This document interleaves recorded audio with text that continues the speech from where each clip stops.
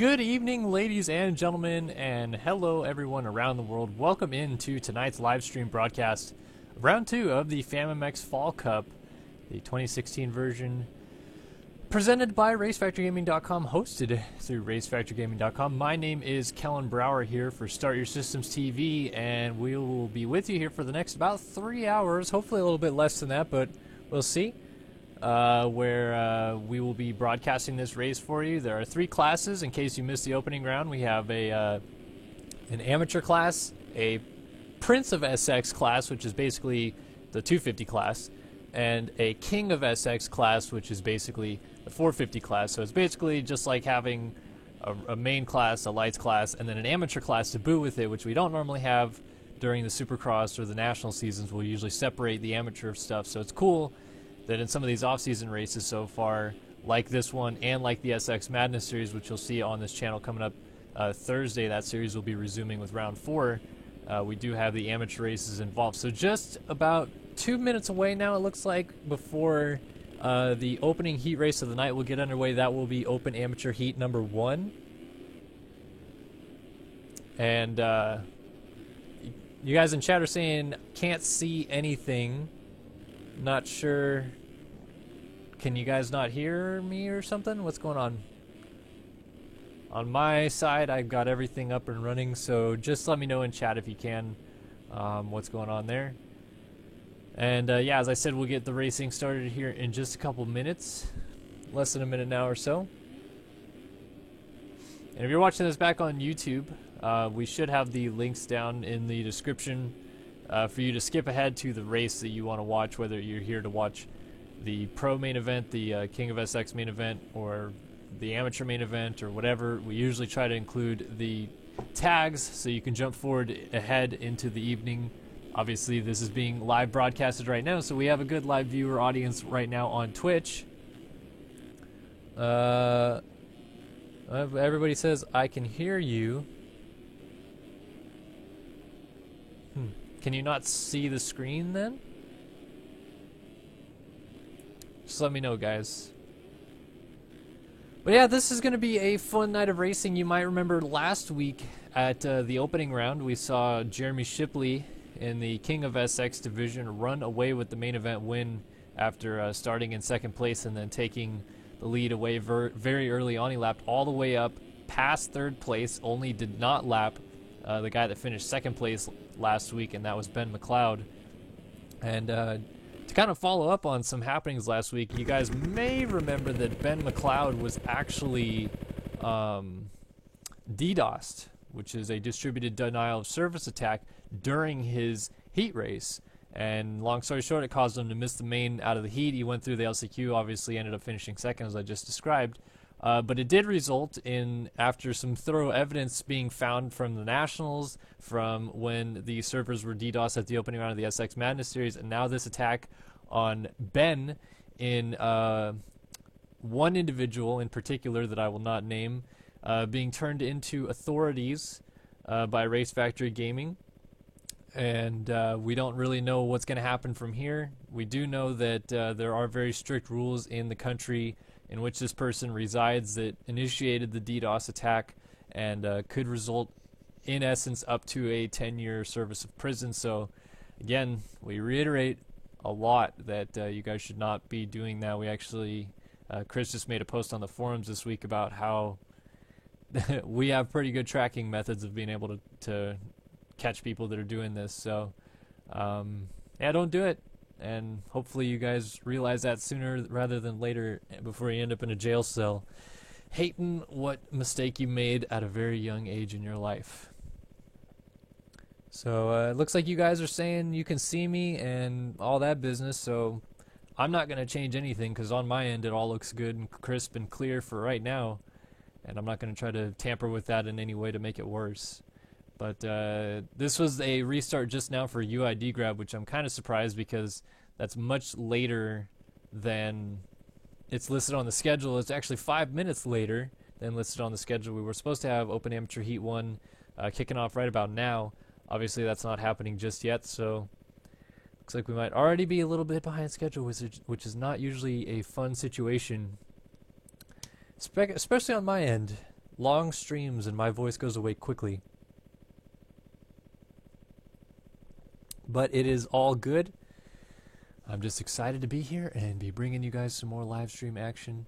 Again, if you are watching this back on, or if you're watching this on Twitch right now, our live stream channel, twitch.tv/StartYourSystemsTV.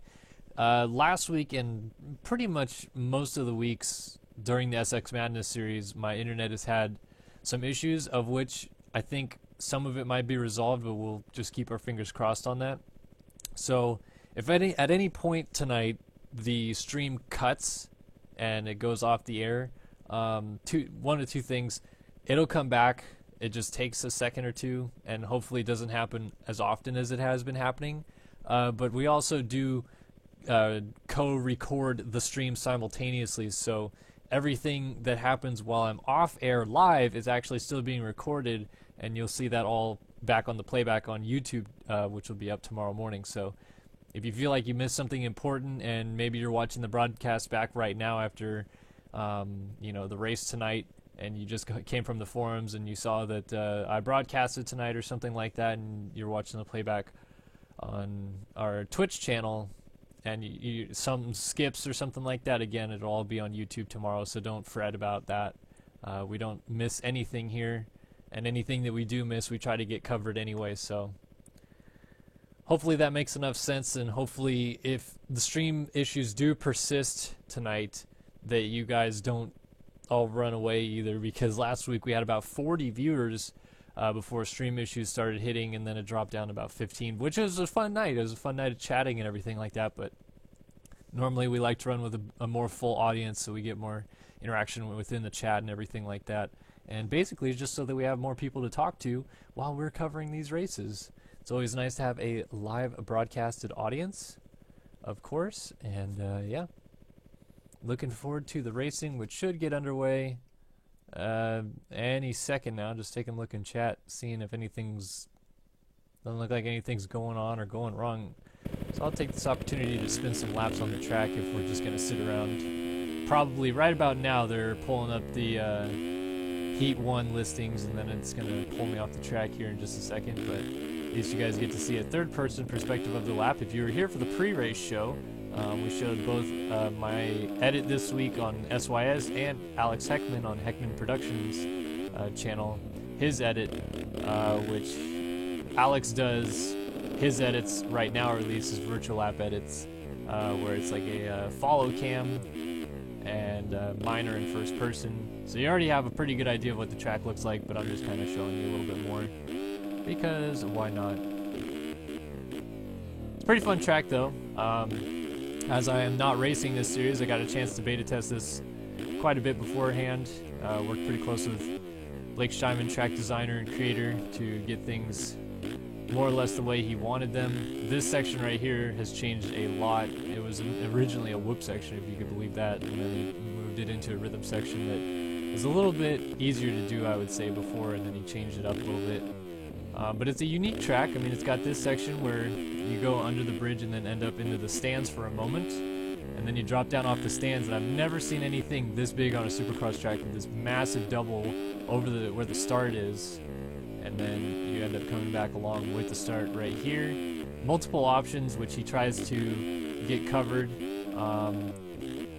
Just with any race during the supercross season usually though, it's pretty hard to make multiple options when the track is going to be released many days before a race is going to happen. This is only released 2 days before a race is going to happen, but you can pretty much tell that most people will pick up on the best lines available and not fall into doing different lines or anything like that. You can pretty much only combat that by having winter indoor qualifying, which the SX Madness series has. And yeah, that's pretty much all I got to say about that. So we're just waiting right now for Heat 1 to get underway, and like I said, I'm just spinning a couple laps while we're hanging around.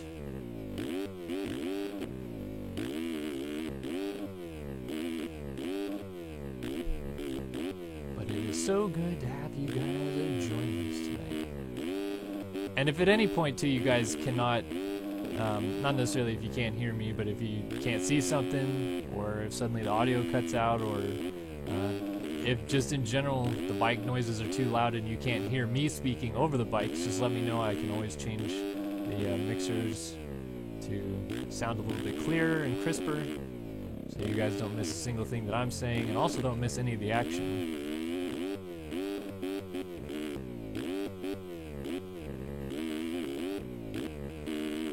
Oops. Hello, Supercross Pig and MX for Life 72. What is going on, guys?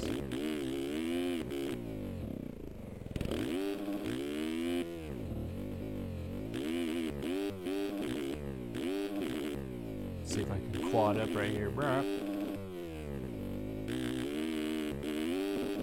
I'll bring it back. Nope. Getting a little bit too saucy. Here we go. Finally, the heats are posted. So, like I said, Amateur Heat 1 will be coming up here in just a second. And no warm-up laps, so these guys will be going right into it.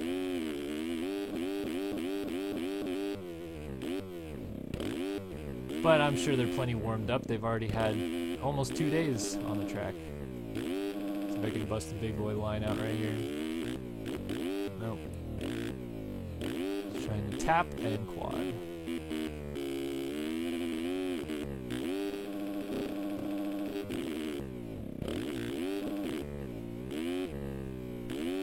Oops.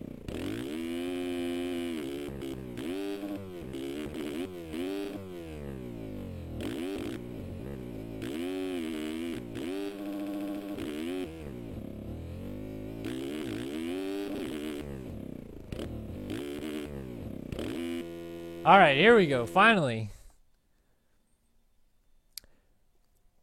If I wasn't streaming, would I be racing? Probably. Do I have a favorite part of the track?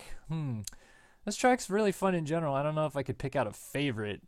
I'd say just like the whole section or two, maybe after the finish line. You got the long rhythm on the backside of the screen right now, and then the Supercross triple coming at you. I like how that section flows, and I like that there are actually a couple different lines that you can take in that rhythm that are pretty viable. So I'd say probably that would be my favorite. Wow, I just joined in a little late here. Oh well, we are underway with Open Amateur Heat number 1. And it looks like we have Chris Santino. Monster Energy Yamaha's Chris Santino grabbing the whole shot. These guys can ride any bike that they desire, which is why you'll see many of them riding 450s here as Jake Warden goes to the lead. And this is all types of amateur riders that can race this too. I believe B and C license holders are allowed to race this class.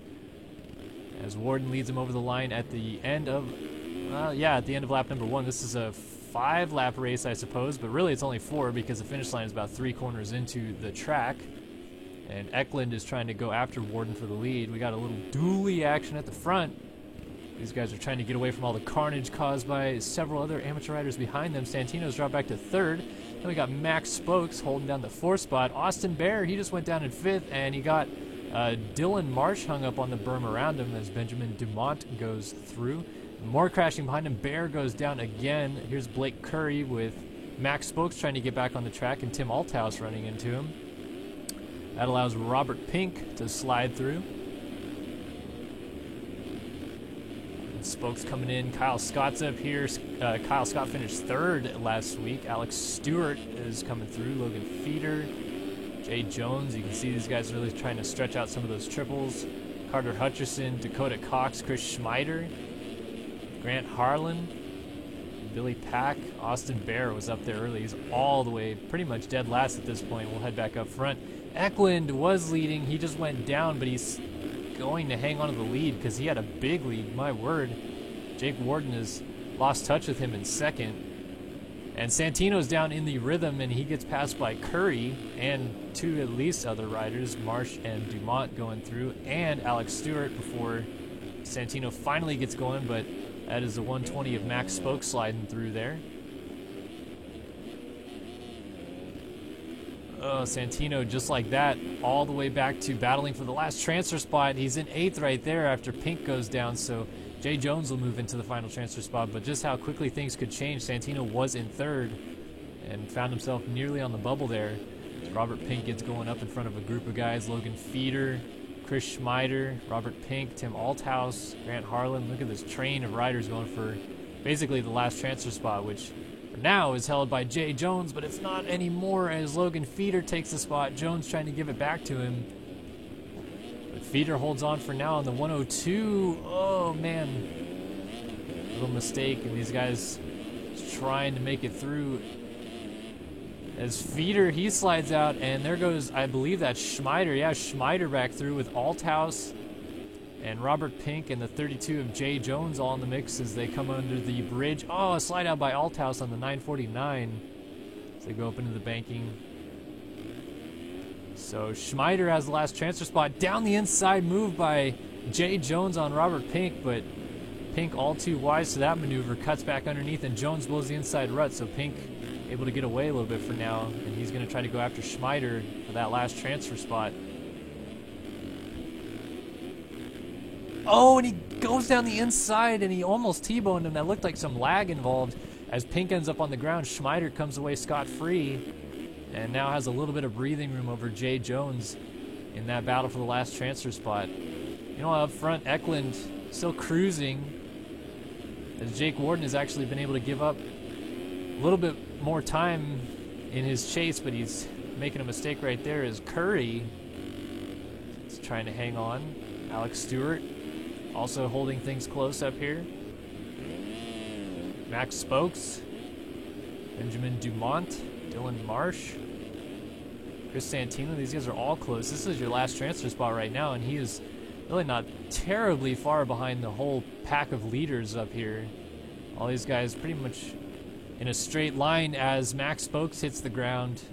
Oh, and Dylan Marsh goes over the berm, and Marsh is going to get passed there by Schmeider. Yes, he will. So Marsh back to the last transfer spot, but he has some good time there over 10th as Schmeider makes another mistake and again loses a position. But as I just mentioned, still has some breathing room. White flag is out though for your race leader, Austin Eklund, as these guys continue to make some mistakes. Eklund just smooth as butter at the front, getting that bounce off the lip 3-3, no problem. It's like he's on a mission tonight, wants to go win that race. He's going to stamp himself a nice ticket to the main event later on tonight with this win.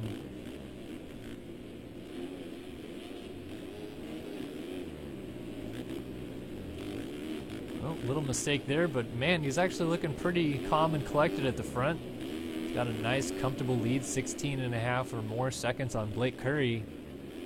But coming to the line is Skull Candy's Austin Eklund with the win here in heat number 1 of the Open Amateur Division. And he's trying to take his teammate with him in a 1-2, but Jake Warden wants a piece of that before the end of this, as Warden on the 237 tries to slide down the inside. Oh, but he's down in the background, so Curry is going to get that second spot, no problem. Warden should hang on for third, as here is Alex Stewart in fourth. Benjamin Dumont going to make it through into the main in fifth.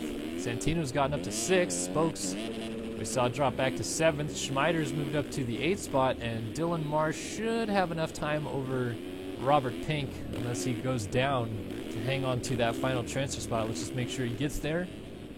Stretching out a triple there in the middle of the rhythm.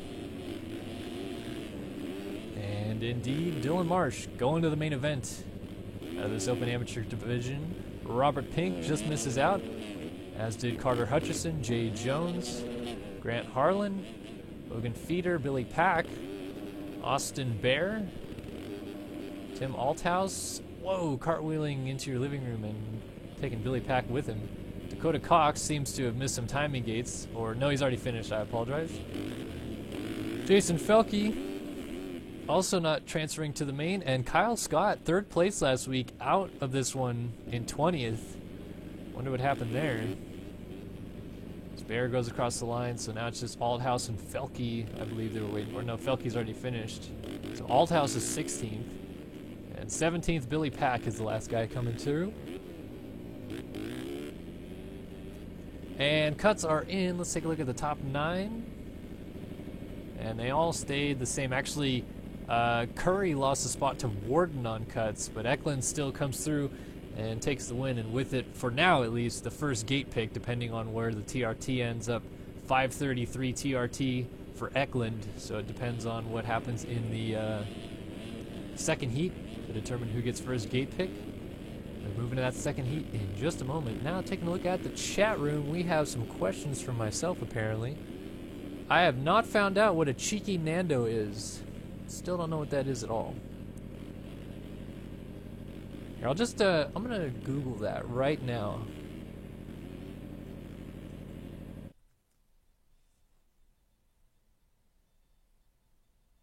Cheeky Nando?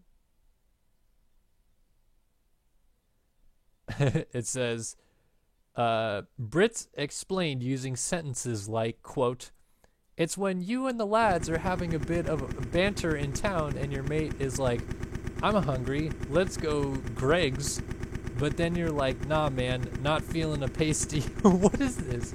What even is this? Yeah, I'm done looking at that. Okay, on to heat number 2 of the Open Amateur Division. Let's see who is in this one. Waiting on 59 to load in. Who is 59 is the question. 59, going once, going twice. Jaden Fabry. It's not loading in apparently. And he may not make it. 8 seconds. 2 seconds, and doesn't look like he made it. And there's a big old chunk of nobodies on the inside gate. Looks like there's not a full gate here, which is interesting. Looks like we got our points leader way down the inside on the 314, but we're taking a look at Dale Mullins on the start, and he hits the gate, so that was useless. Off the line, it looks like that 263, trying to get a number on that. There's a 253 of Kevin Davis, but Robert Kubat goes to the lead. And there is your points leader, round 1 winner, Alex Stinson, currently running in the 3 spot. So it's all pretty tight knit at the front so far as Jacob Long slides down the inside of Alex Cunningham. Nick Carvalho's up here with Bronson Leatawa. I'm pretty sure I said that wrong. Leatawa, is that right? Josh Boaz, Kyler Hockey, Garrett Olver.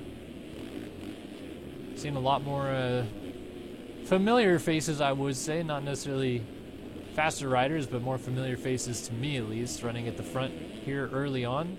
Stinson's going to work here on Kevin Davis for the 2 spot, but he jumps off track. They almost come together, and then they both opt for the inside line down this rhythm section. This is the early battle for second as Stinson shoves it down the inside in a good block pass. I think Kevin Davis wanted to try to check up and cut underneath of him, but Stinson was all too wise to that move and takes the spot away.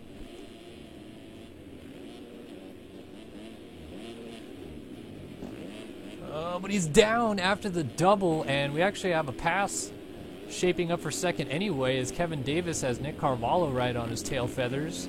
And here is Bronson Leatawa making the pass himself on Carvalho, and Aussie lagging him to the deck. I know Bronson's from Australia, so that was definitely some Australian lag involved as Josh Boaz moves into the 4th spot. He's got no numbers on his bike. Stinson was able to remount in 5th, and Carvalho able to get up in 6th, so no harm foul yet there as Kyler Hockey is 7th. Oliver is down in 8th and getting passed by a few riders here. Ricky Williams goes to the final transfer spot as Michael Ming Woodley moves into 8th for the time being.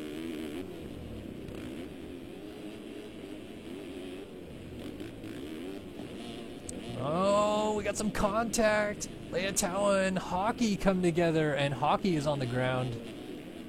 Oh, and Josh Boaz is down after the whoops, so Nick Carvalho goes through. Then Stinson was down. We got 3 riders together as Leatawa jumps on the back of Carvalho, and there goes Boaz. And Ming Woodley through. So big shuffling of positions going on right there. Now this battle continues as Leatawa gets up in front of Carvalho, and I believe they are running 7th and 8th now, which would make Cocroft the final, or Cocroft, I apologize, the final transfer spot. Oliver, Hockey, Cunningham, and that is Dale Mullins right there. We've got a big train of riders here, pretty much all behind these guys, as Kubat has just coughed up the lead. I just saw a change at the front as Kevin Davis and Kevin Davis and Kubat are going at it for the lead. So let's take a look at this battle for a second. It must have been a mistake from Kubat. He went from a 7-second lead to nothing in no time at all. And it must have been a crash of some sort. Oh, and there is another crash from Kubat. So Kevin Davis goes to the lead. And here comes Stinson. He's moved up to 3rd. Boaz is still 4th. Ming Woodley's climbed his way up into 5th. Leia Tao now finds himself in 6th. Cocroft making a mistake in 7th. Ulver is 8th. And Dale Mullins, I believe, is 9th, unless I missed somebody in here. Let's just wait for the ticker to tell me so.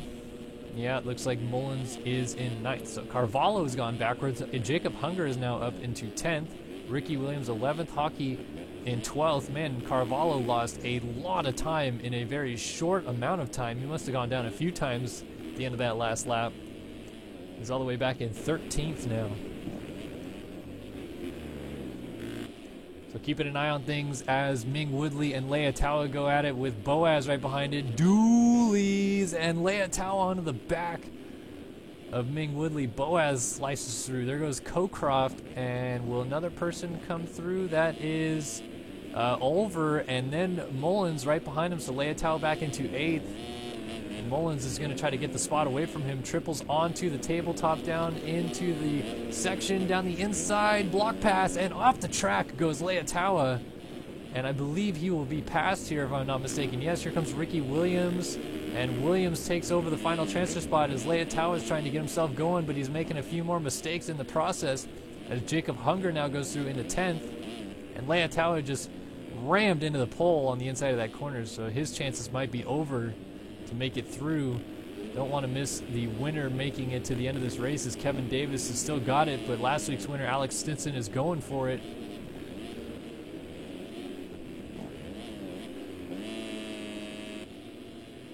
And he is charging hard. They've got a lapper in between them. I'm trying to see if I can get a number on that right there.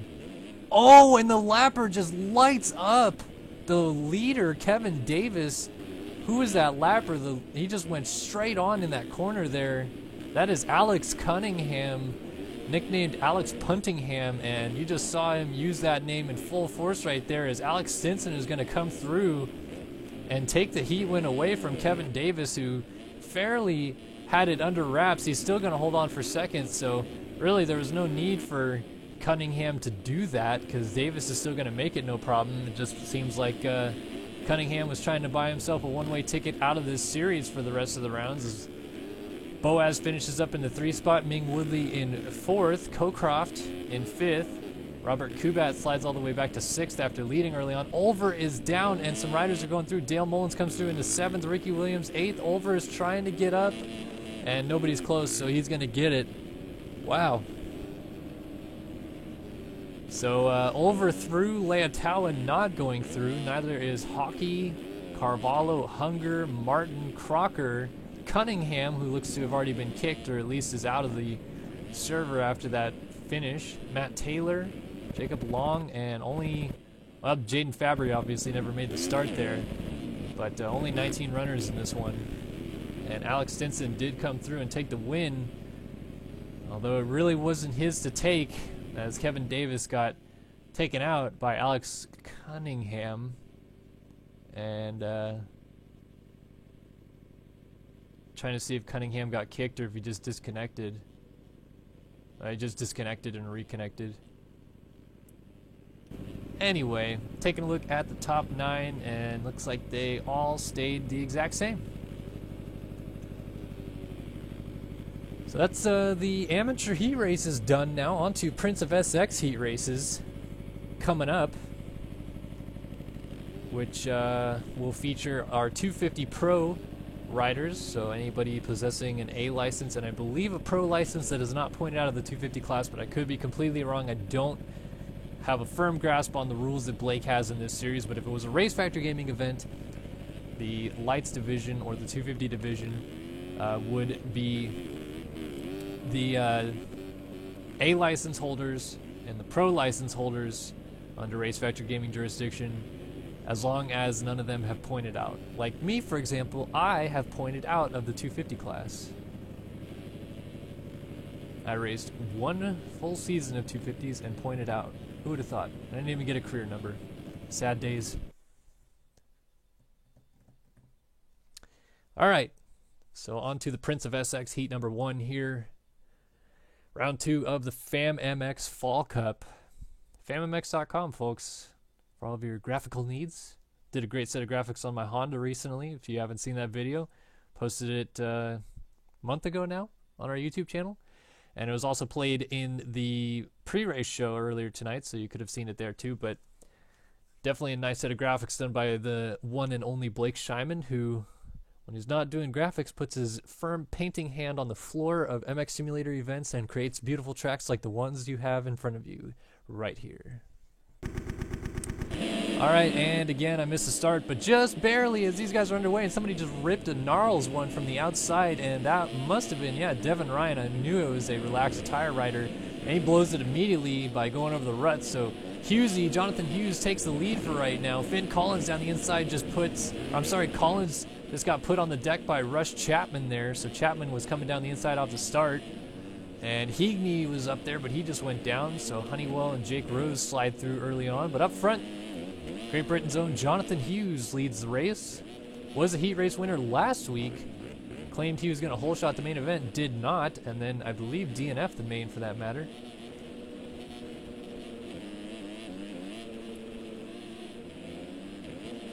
So he's going to try to hold off as the hard-charging Rush Chapman gives chase for right now. Tell you what, the MX Simulator forums has been an awfully different and, in my opinion, awfully nicer place since Rush Chapman has been banned from the forums. But the kid can flat out ride in this game, and in real life for that matter. He's a pretty good rider in real life. Still rips on the Super Minis for now. But in this game, picked up that national number 13 this year with a win at Millville.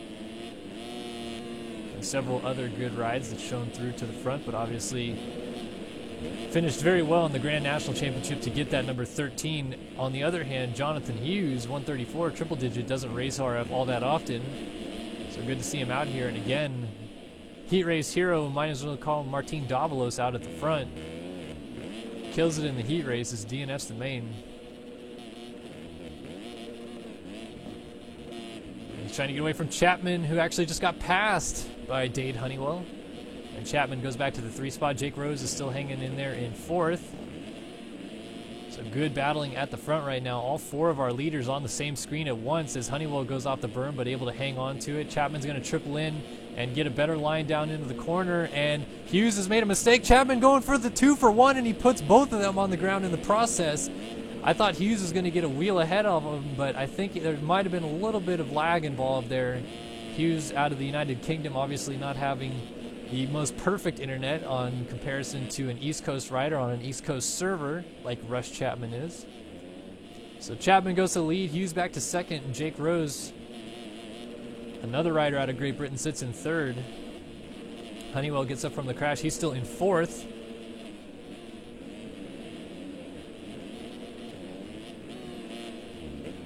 There is Jarrett Gaskew in 5th, and his teammate Devin Ryan back to 6th after that hole shot. Carson Tickle, my pickle, runs in 7th. The younger brother of Brock Tickle. Normally we see him recently, at least in the Pro-Am division of the SX Madness Series, but he's trying his hand back in the Pro Knights here in the Lights division, Prince of SX class. He's got Finn Collins chasing him down from 8th, and Jack Zars holding down the final transfer spot for right now.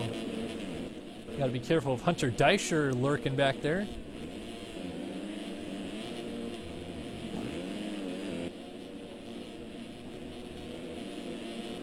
Deischer trying to go after Zars. Zars just hanging on to the spot for the time being. And Colt Mitchell is also back there, so Mitchell trying to go forward. We have someone re-entering the track in front. That's Finn Collins. So it's all nice and tidy here. The back, go up front again and see that Chapman is still leading. Actually has a decent-sized gap over Jonathan Hughes, and Honeywell's moved up to 3rd around Jake Rose.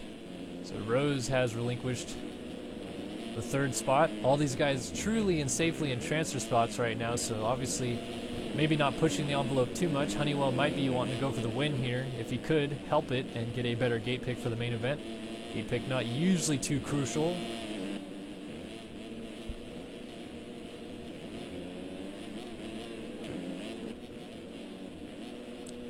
So he's got Hughesy to go through, and then of course our race leader Russ Chapman. Hughes with a couple mistakes. So Devin Ryan has got around his teammate Gasquet. They're 5th and 6th. Collins is 7th. Deisher up to 8th. Mitchell up to 9th. So Tickle has gone backwards. James Armstrong is all out of shape here in the rhythm section and then decides to just cut the track. Clear as day. Pretty much made a pass on Carson in the process. So that was a little, I think, out of the norm for Mr. James Armstrong.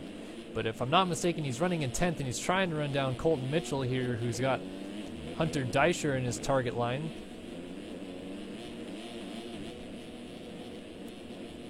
Mitchell right behind Deisher coming into this rhythm section. Has to be careful not to crash. Is he going to try a move here? Yes, down the inside, scrubs it nicely.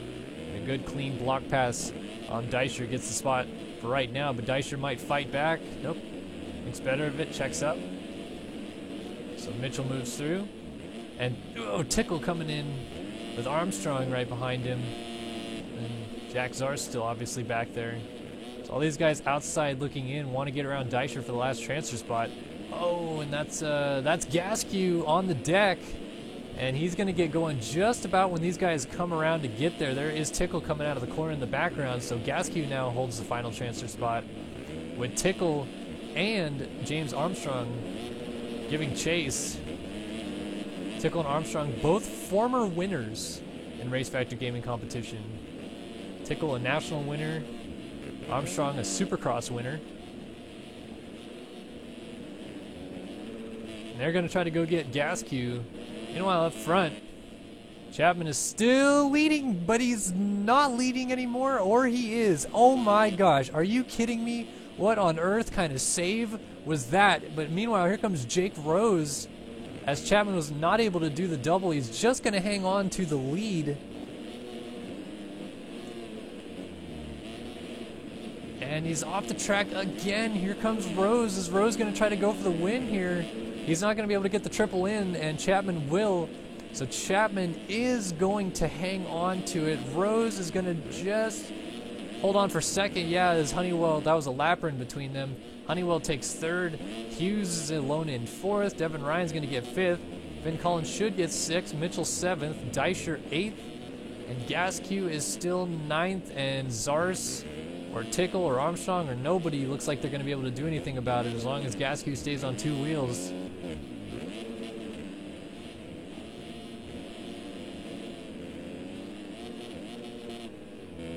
And Gasquet does take the final transfer spot. Zars, Armstrong miss out. Armstrong not going to the main is kind of a shock.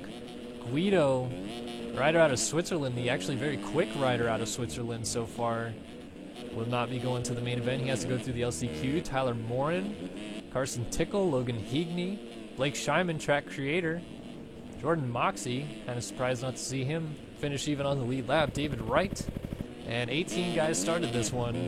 Only 9 went through the main, the other 9 going to the last chance qualifier. And your winner out of this one was the number 13 of Russ Chapman.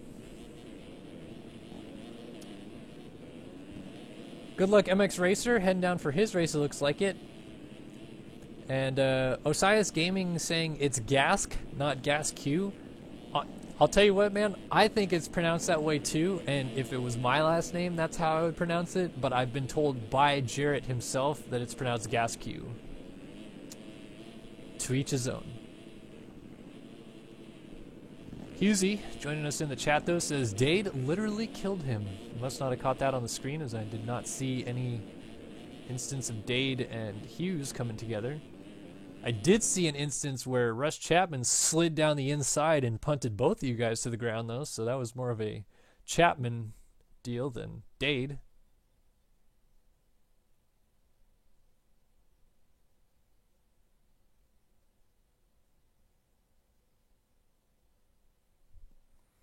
Moto Racer 1, are you Ming Woodley? And if so, are you saying it's pronounced Mikael? we'll get that straightened out. On to heat number 2 in the lights. The Prince of SX division. It is down and into turn 1. Lenaway got there first, but it's actually going to be Silic on the 428 to come through to actually take the whole shot. He's going to lose it, though, as Corbin Lenaway takes it back, and the 73 of Walter Gebhardt makes all of them look like a fool and takes over the race lead just like that. Lenaway has pressure from the 34 of Chase DeSell. Wow, I haven't seen DeSell out here in a while, but he's up here in the 2 spot. Copeland is 4th. Craig Leak is 5th, and then we've got some chaos as Eagland? Wow, what in the name of Earth was that? Bryce Whelan just went from about 11th to 6th in that crash. Eagland goes down, though. And yeah, Whelan did move up to 6th. Syme now into 7th. Jeff Cooper is in 8th, and Matthias Janis is in 9th. Josh Betts is up there as Eagland gets going in 11th. Just keep an eye on the front for the time being, though, as Lenaway has the lead, but he coughs it up to DeSell. So it's Mikhail, like Mikhail Pashon. Might I ask if Ming Woodley is from a foreign country? Pay attention right now to the race, though. Chase DeSell leads. Copeland, Gebhardt, Leak, Whelan. Trainer riders here, 3rd, 4th, and 5th on your screen. 73, 11, and 67. 73 of Gebhardt, 11 of Leak, 67 of Whelan. I only have Whelan skins. Leak on the Verb Moto team. I think those guys are running off-season stuff, but they did not release it. Oh, Whelan just T-bones Craig Leak. That was brutal. And Lenaway slides through, but Leak is still trying to get going as Syme goes, and there is Leak just trying to make it over the line right now with Matthias Janis thinking better of slicing down the inside there. Here is Josh Betts with the 218 of Eagland right back there, and oh, Eagland over the bars. So Betts does have the last transfer spot, but he is down. He's down with Lenaway. Lewis goes into 8th. Which one of these guys are going to get up first? Oh, man. Betts is all sorts of caught up. Riders working their way through. Chase Blakely moves into the last transfer spot.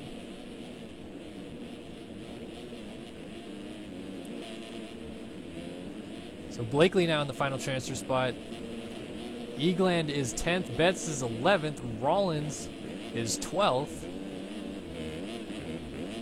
And there's more heavy hitters coming behind that, so not out of the water yet is number 18 of Chase Blakely. But Blakely very capable of hanging on to a transfer spot once he gets it, as long as he stays on 2 wheels. We got 2 riders down on the start straight here. That is Janis and Gebhardt trying to get up as Tyler Lewis slices through. And here comes Blakely. So 7th, 8th, and 9th are all going to be pretty tight here.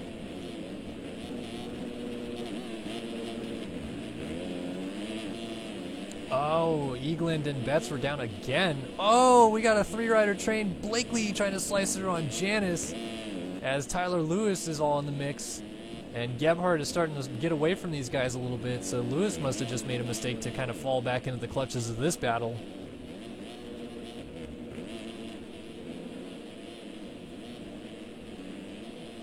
Blakely has that last transfer spot, but you can see Eagland in the background has an eye on him, and we're also keeping an eye on all this chaos going on in front of Blakely for the last transfer spot, because if any of these guys go down, they probably will lose their transfer spot, so they've got to keep it on 2 wheels here as this battle continues, and Gebhardt is the first one to bite the bullet, and then that is Janis going over the bars, and it looks like they're both going to lose out, but I think Gebhardt holds on to 9th. Yes, he does, as Betts comes through into 10th. Janis gets going in 11th, and Rollins, just off the back of him, actually just got block passed by Jeff Cooper, and then Cooper makes a mistake and jumps off the track.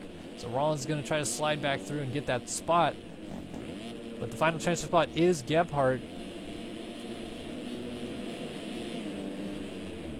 Oh, it's Colby Eggland?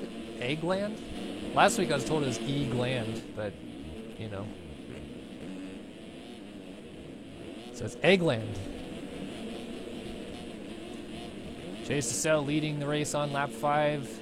Leak, Whelan, Copeland, Lewis, top 5. Blakely now 6th, with William Syme drifting back into 7th. And Eggland, as it's pronounced apparently, is in 8th. Janice and Betts going at it for 9th. Oh, Betts just lays into him. Obviously, that is not really Betts' fault. Janice was just coming back on the track right there, but Betts taking no for an, not taking no, I should say, for an answer right there. And he does move into the final transfer spot right now, but he's got to be careful because John Rollins is coming, Thomas Sillick is back there, Janice is trying to get going with Simrock in the mix and Gebhardt, but Janice is down again, so the crashing just continues to take a toll on these guys.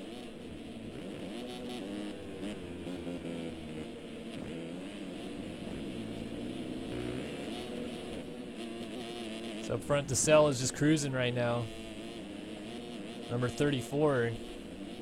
Looked like he was a part of the Vermoto team. Or at least, oh no, I'm sorry, not the Vermoto team, the Prime Designs graphics team, which is why he's running their off-season gear.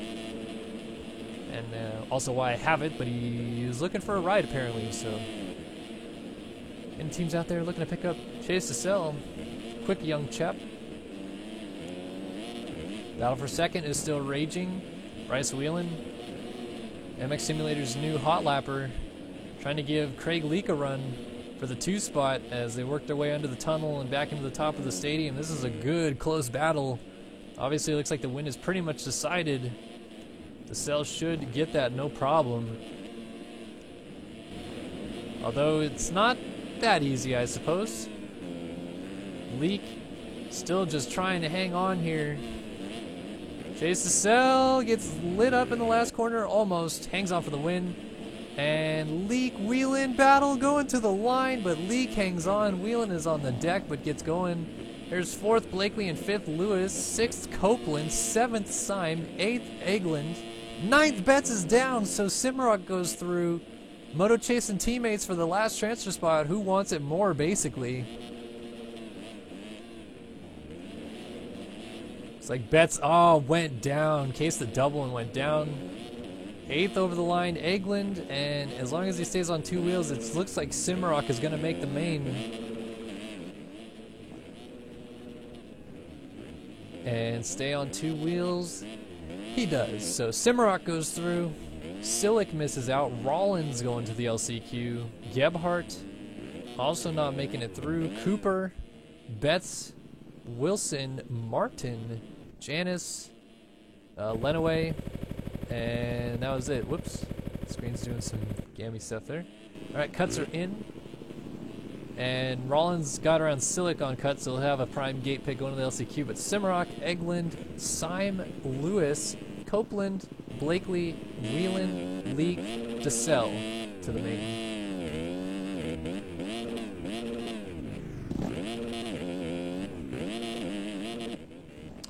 So coming up next, King of SX Heat number 1 should be on the ballot, if I'm not mistaken.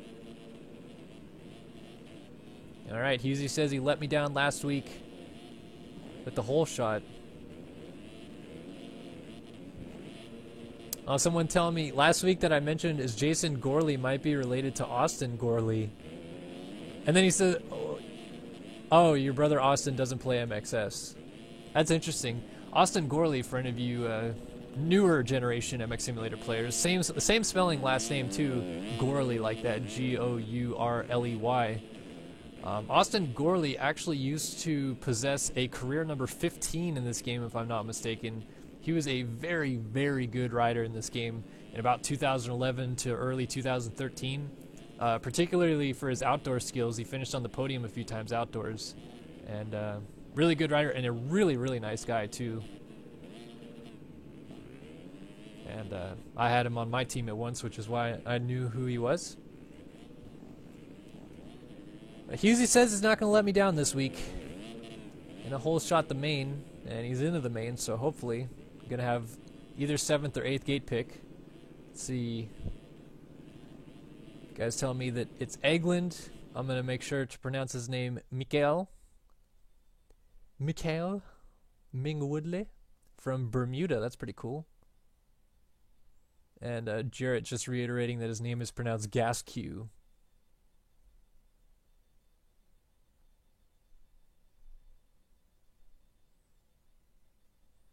Yeah, that Austin, by the way, that Austin Gorley, I haven't seen him since 2013.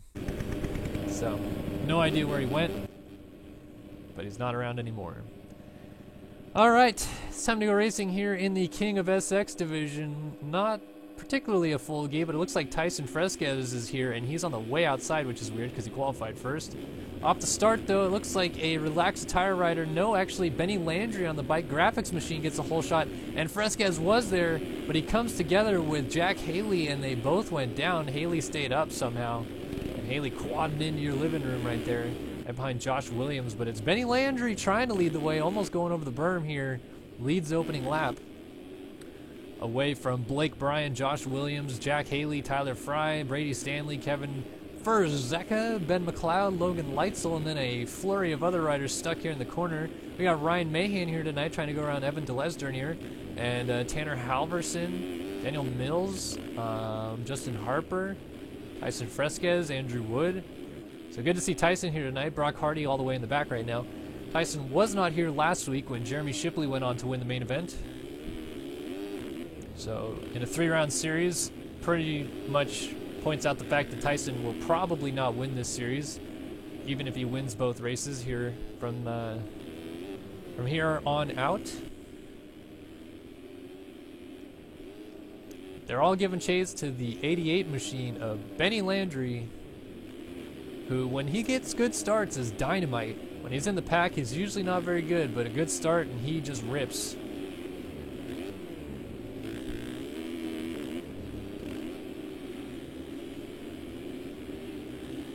He's trying to pull away right now. Blake O'Brien doing a solid job holding on to the 2 spot over the very quick Aussie, Josh Williams. Brady Stanley, also the other, probably the most famous or most well-known Aussie other than Ben McLeod, that still plays this game. Oh, we got Blake O'Brien coming back onto the track right in front of these guys, and then, whoa, where is he headed? Into the other lane and down in front of Josh Williams, who hits him, and Stanley hits him, and Haley hits him, and it's just a pile-up. I don't know if anybody even looks forward in this game. My gosh. I would have seen that coming a mile away, and Blake O'Brien gets up and is actually in front of all of those guys except Josh Williams, so it ended up working out for him. It really worked out for Landry, who's got a big lead now. So Williams moves into the 2 spot. Daniel Mills now into 3rd. Oh, yo, man, he's all over the track. Missed time again in the process, and Jack Haley moves in right behind him with Brady Stanley and then Fresquez on the 21 in the background. Three rider battle right here, I should say. Mills, and that's Jack Haley getting blocked past by Stanley. A little lag input there from Stanley, causing Haley to go over the berm. Both of them not the best internets. Jack Haley living in India, although he is American. Oh man, D Mills and Brady almost coming together, and Tyson takes advantage of it and gets around Mills in the process. So Fresquez now onto the back tire of Stanley. Look at Fresquez from the inside, tripling into that rhythm. Look at down the inside, almost comes together with Stanley, who comes from the outside, scrubs down the triple. These guys are pretty far behind Josh Williams right now in second. Look at Fresquez blitzing the whoops, and Stanley shuts the door down the inside. Fresquez trying to show him a wheel. Great battling from two pretty much legends of this game, Stanley and Fresquez. Fresquez recently voted the greatest MX Simulator player of all time by a panel of OG MX Simulator players. Stanley also made the running in the top 20 of that list, though, so Stanley, no slouch in his own right, and earned that career number of 22, just like Fresquez's number 21.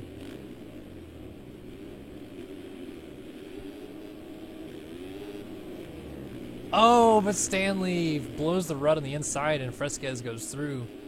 So it's still Landry leading. We've got 2 laps to go. Josh Williams actually looks to be catching him just a little bit, but not enough yet. Fresquez has come from way back to find himself in the 3 spot, as Haley's now in 4th. Daniel Mills gets going right in front of Stanley, who just gets almost clobbered by Ben McLeod.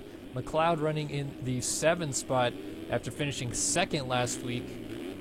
And into the back of Stanley. How on earth did Brady Stanley not fall there? Neither rider goes down, but Evan Delesdernier slides on through. And I believe McLeod is now back to 8th with Frizaka holding down the final transfer spot. Let me just quick check. Yes, that is the case, as Tyler Fry is in 10th. Oh, Mahan down. No good for Mahan. And it looks like he just rage quit. Still might have had a shot to make it. These guys are going at it. Look at Stanley getting around Delesdernier. And McLeod puts Delesdernier on the ground. And Frizaka goes through. Evan D hanging on in front of Fry, though, for the final transfer spot. White flag in the air right now for your race leaders. So these guys are about to see that very white flag. About a lap and a quarter to go for these guys. Fry gets the spot as Delesdernier jumps off the track. Here's McLeod right in front of these guys, too. Trying to hang on in 8th. Frizaka in front of them. And Stanley's able to get away so far. Daniel Mills with a panic rev of glory in the middle of the rhythm section. Jack Haley, Fresquez, Williams, Benny Landry. Still leading this thing, just cruising. No pressure. Fresquez might get to Williams before the end, but we want to keep an eye on the battle for the final transfer spot. So McLeod shows Frizaka a wheel. Still Delesdernier all alone for now. Actually, he just got that back from Fry. My mistake.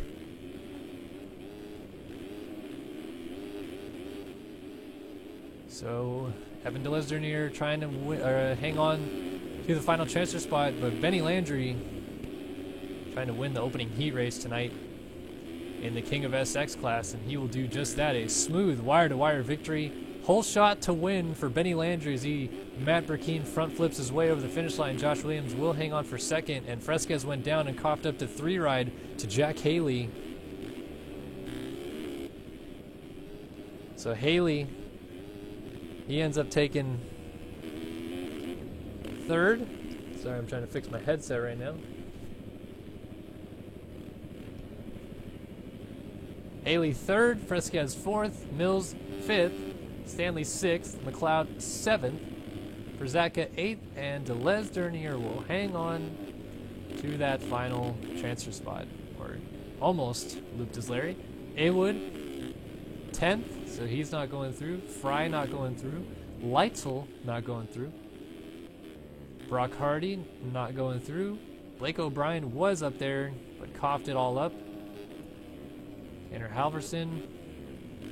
So all these guys are doing right now is just trying to get a better gate pick as they battle to the line. Leitzel over in 12th. Hardy should hang on for 13th here.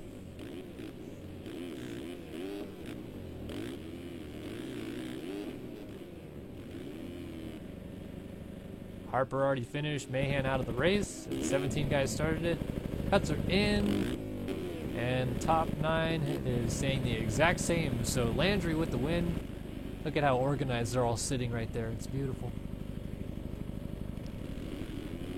So Landry takes the win, and with it, for now at least, top gate pick going into the main event.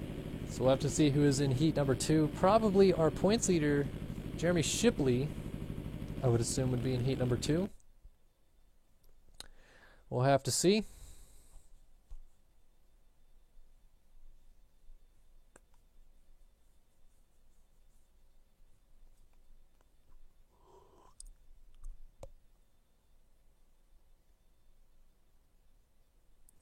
I'm going to take a swig of water if you guys don't mind.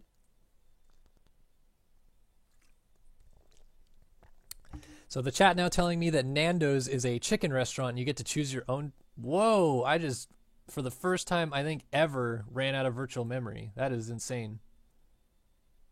Sorry about that. So I have to rejoin the server now. I have never ever had that happen before. That's very interesting to me. So hopefully I can get back in.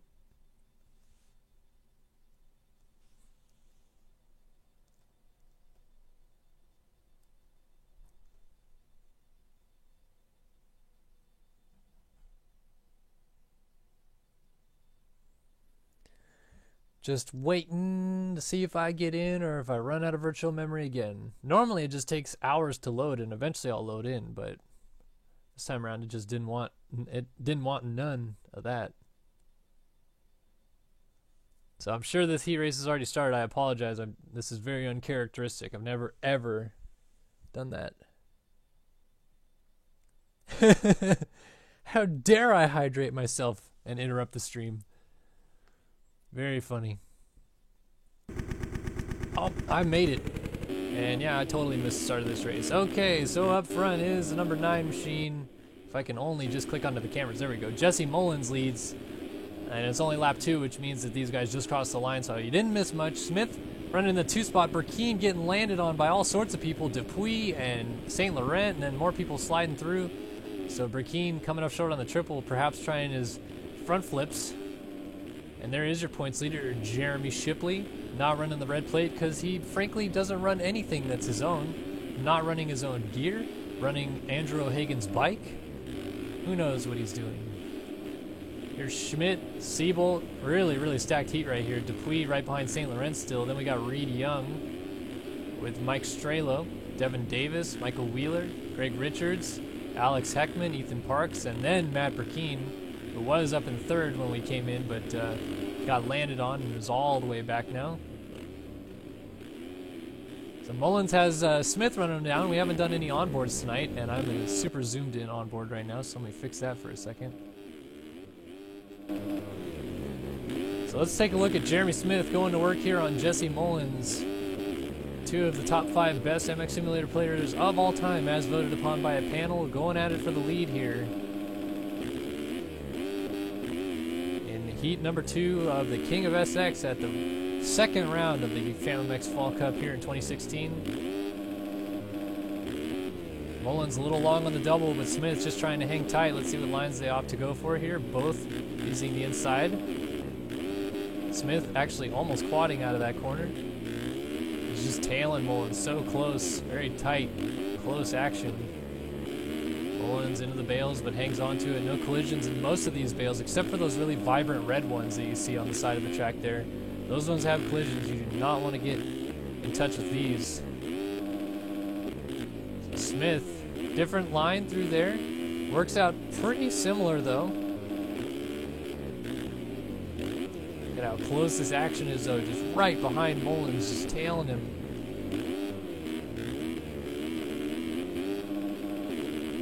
Oh, both of them going for the quad, and it's fortunate because somebody was flipping onto the track from the other lane.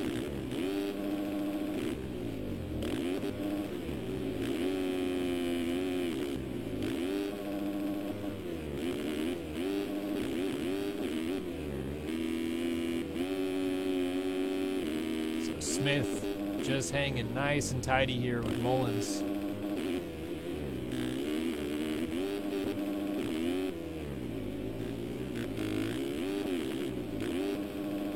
Looks like they got someone right on him. They do. Look at it. This is Shipley coming from 3rd, running 109s. They can have 2 guys right in front of him here.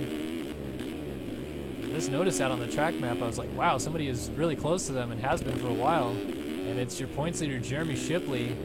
Look at all 3 of them basically running different lines. Shipley is going to quad to the inside here, almost into the back of them, and he still somehow is able to rip that triple, but he goes down in the process. So back on board with just JS4. I mean, this heat race goes by so fast when these guys are running 1-2 like this and just pulling away from the field. Behind them, Shipley is still in 3rd. Schmidt is 4th. Looks like St. Laurent just moved into 5th, and then Strelo moved into 6th. 7th is Siebel, 8th is Richards, and 9th Reed Young with Burkeen 10th, and Dupuis 11th behind that. And oh, they get together, and how? Honestly, like what sort of alien bullshit is it that Matt Burkeen rides out of that? I don't ever get it. Like, these guys have setups that do stuff that makes no sense to me. That's not a situation that you're supposed to ride out of that. You just got landed on and slammed to the ground, and somehow your head doesn't touch the ground and actually make you fall off the bike. It's just stupid. Ugh, rant over. Race for the lead still on though. Wow, these guys have been going nose to tail the whole race, and the white flag is finally in the air. Oh man, big mistake almost from Smith. We'll go back on board with him for the time being. And Mullins has made a mistake, and Smith is going to quad to his inside and make the pass. Mullins is going to cut underneath, though. Will he have a better line? No, he will not. Jeremy Smith takes the lead away. Mullins tries to slide it down the inside, but he just misses out. Fortunately, stays on 2 wheels, so the battle for the lead not over yet.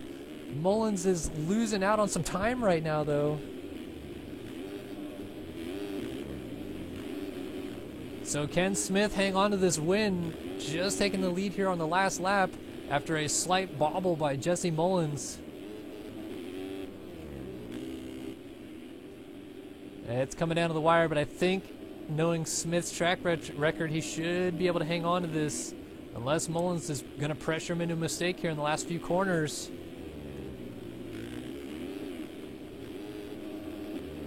Mullins, another attempt down the inside. Nope, it looks like he might be content settling for second, but Smith jumps off the track momentarily to the final corner. Smith with a slide out, Mullins into him. They're both down. Who gets up first? Smith gets it to the line by 0.2. Side by side over the line, dualies across the finish line. And Smith takes the win in the heat race. Looks like Schmidt is going to hold off Shipley. Richards is up to 5th. Seabolt 6th. Strelo is 7th with St. Laurent 8th. And Burkeen should hang on for 9th here. Devin Davis is 10th for now.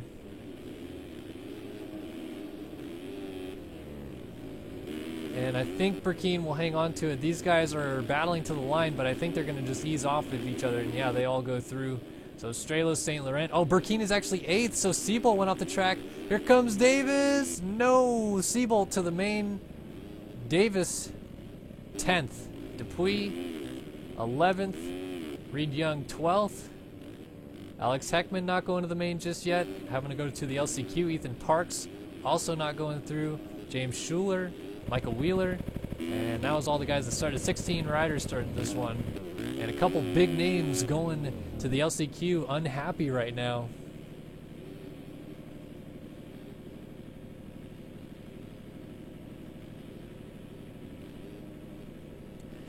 Oh man, if that heat race is any indication what we're in store for tonight in the main event, I mean, you couple all these, 4 guys at the front right here. Oh, Mullins got it on cuts in the end, by the way.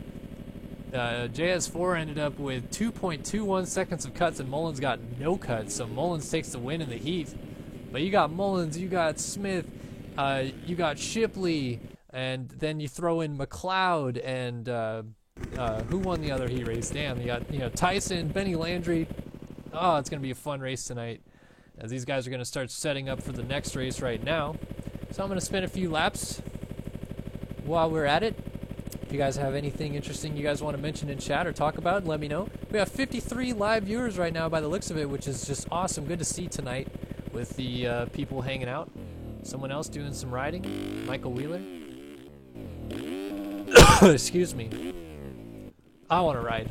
I want to ride, I want to ride. Gonna ride, gonna ride it. If only I rode a Honda. Rip. That was weird. I've never ran out of virtual memory before. That was the first time that's ever happened to me before, which is crazy.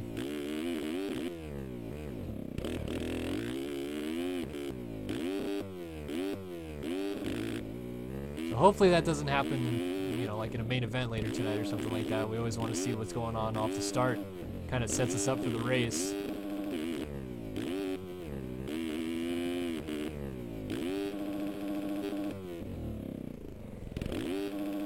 Kellen, it's not Thursday. You can't sing throwbacks. Well, it's Tossback Tuesday, bro.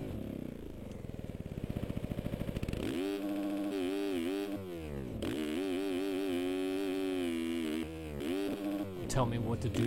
Mac Jones, Mac Jones. Who? Mac Jones. Who? Mac Jones. Wheels, what are you doing sitting in the corner down here? Alright, big boy line time. Nope, not gonna get the quad. I'll keep trying though. Providing halftime entertainment, bro. Hey, wake up. I'm getting poked. By who? It doesn't tell me. Give me a second, folks. Who's poking me?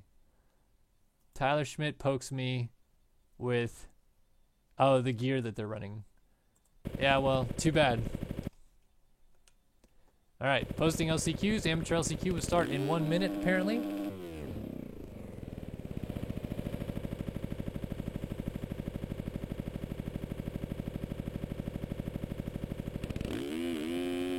So we'll have the Amateur LCQ, we'll have the Prince of SX LCQ, the King of SX LCQ, and I almost got the quad out. And then we will have main events. Pretty easy schedule to memorize. The Amateur heats, the Prince of SX heats, King of SX heats, then that same order again of LCQs, and that same order again of main events.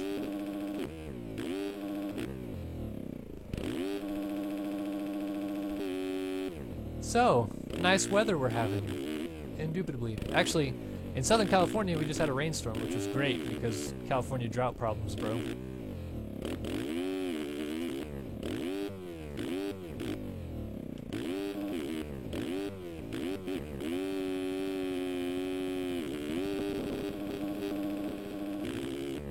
Throwing fatties. Alright, amateur heat, or LCQ coming up in any second now.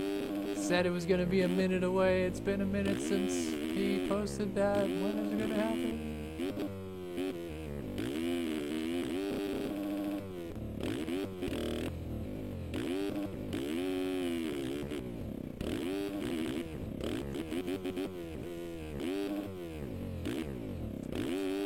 Ah, da da da da da da da da. Not bringing that back. Trying to front flip out of it. YOLO. I love that word. Indubability. Indubability. Indubability. That's how you just spelled it. Indubitably is how it's supposed to be pronounced. I'm not even going to try to... So, I'm a communication studies major. You know, I graduated from university with that degree. And so I'm pretty good. I have a pretty good grasp of the English language, and I can spell a lot of things, but my entire life I have never been able to spell things out loud correctly. I always trip my feet up when I'm saying something out loud and trying to spell it. I'm like, A-I-N-D-A? Like, I'm just, forget about it. But typing, I can always just, like, know exactly what I'm going to be doing. So, yeah, I'm going to try.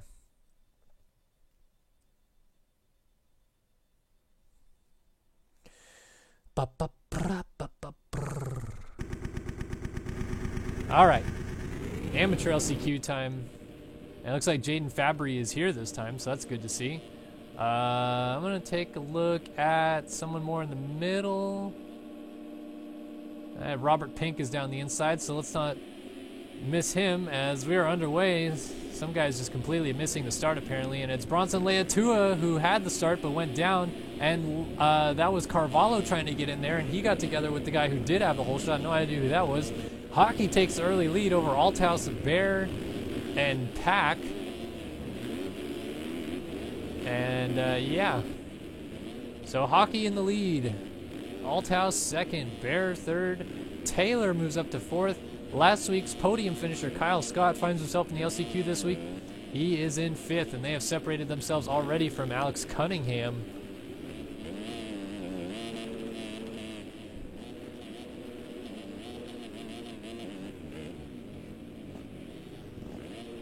Oh, big pile up down here, and that is Cunningham sliding through. Kyle Scott still in transfer spot. Carter Hutcherson is now in front of Austin Bear and Matt Taylor, who got together. Oh, and Scott is down in the corner here, and Bear puts Jaden Fabry over the berm. Oh, and then we got some crashing in the whoops. Matt Taylor gets together with Austin Bear and a couple other people, and it's just all crazy as Tim Althouse leads the race, but he's off the track. Amateur racing at its finest. Alex Cunningham, who cleaned out the leaders a lap down in his heat race, finds himself in second with Kyler Hockey sliding back into third.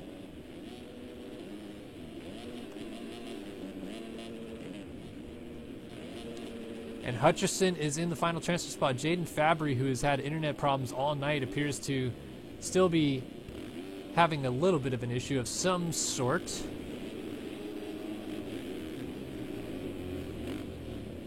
And he's over the inside rut. Not in a transfer spot yet. There's Kyle Scott trying to slide through.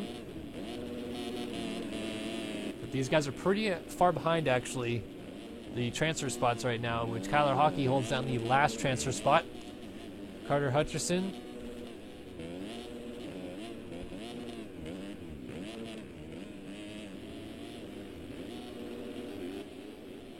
Up front, battle for the lead is surfacing.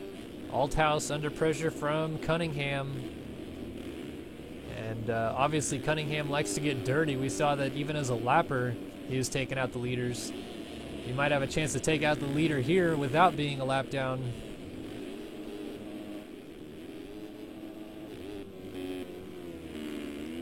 But Althouse trying to hold him off as they swoop around the embankment and back down into the stadium.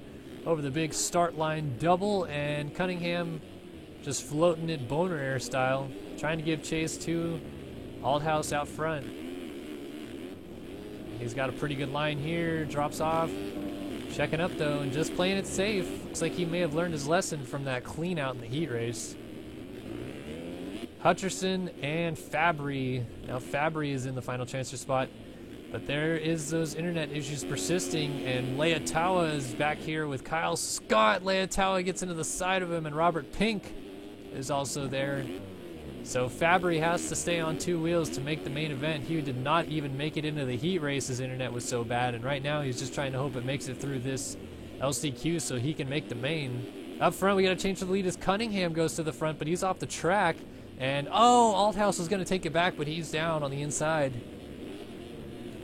So Cunningham now leading this thing. Althouse a mistaken second. Hutcherson and Fabry.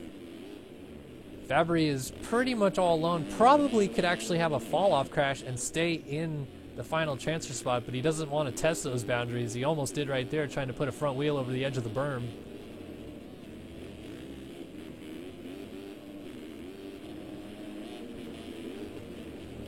Can his internet hold up, or will Kyle Scott come through and snap that final transfer spot? Scott third in the points after the third in the opening round. Would love to be able to make it into the main event again, but right now it is not going his way as Cunningham just doubles his way. Oh, and Fabry is down. Here comes Scott over the triple, and he's gonna jump through him. What was that? I thought Scott was gonna go down, but he just jumped right through him as Cunningham takes the win. Althouse is second, and Hutcherson is down in the final corner, but should get third. So can Kyle Scott hang on over Jaden Fabry? Fabry trying to come in hot. They both make a mistake on the inside rut. Fabry is right there. He's going to cut to the inside. No, he must know that that's for the final transfer spot. And I'm sure he's going to try something if he's close enough. Here it is, the final corner. Fabry just straight across and, oh, tries to go into him. But Kyle Scott goes to the main. Fabry had his chance about 2 corners before and didn't take it, and then ended up cutting the track trying to get the spot. And it bit him in the butt. So Kyle Scott survives and goes to the main event.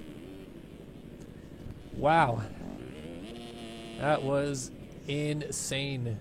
Coming to the end there. Just setting up some more great LCQ action behind all these guys. Billy Pack, Robert Pink, Grant Harlan, Dakota Cox, Jacob Long, Austin Bear, Bronson Leotawa, Kyler Hockey, Eric Martin, Jason Felke, Matt Taylor, Nick Carvalho, Tyler Crocker, Logan Feeder are the 15 some odd guys not going to the main tonight behind the 4 that did. And cuts are in, and the top 4 stay the same.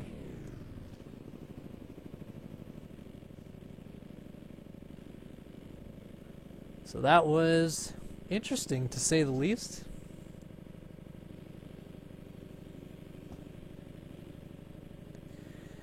All right, coming up next, Prince of Essex LCQ.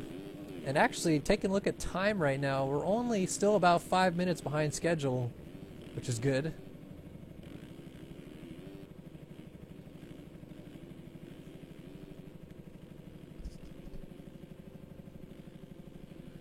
So here comes that Prince of SX LCQ.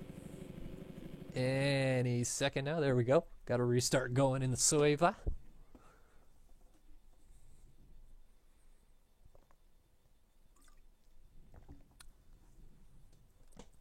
So for anybody just joining us, I don't know if anybody is just joining us or not. We got 45 live viewers right now, which is awesome. Watching round 2 of the FamMX Designs Fall Cup in MX Simulator. MXSimulator.com, folks. Check it out.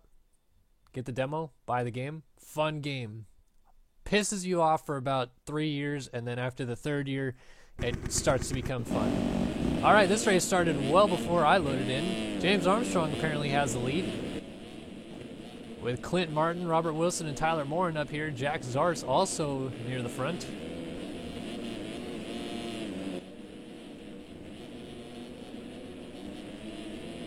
So all these guys trying to get away at the front. Behind them is Moxie, David Wright, Stefan Guido, Blake Scheinman, Jeff Cooper, Logan Heagney, Carson Tickle, Matthias Janis, John Rollins getting passed by Josh Betts. Walter Gebhardt is way back there. Not sure what happened to him. But up front is James Armstrong trying to make amends for his slip-up. He's got Clint Martin giving him all kinds of fits back there.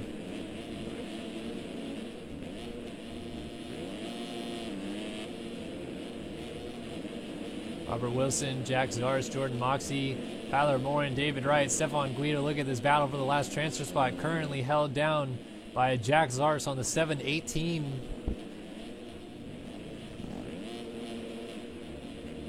Nobody is getting away yet. All of the top 8 riders are in an absolute freight train right now. Even the leaders are just at the front of this group, right in front of Robert Wilson there. And Jack Zarz is in the pressure cooker situation here in the final transfer spot. We got a couple riders down behind them. So now it becomes down to about 3 riders battling it out up here.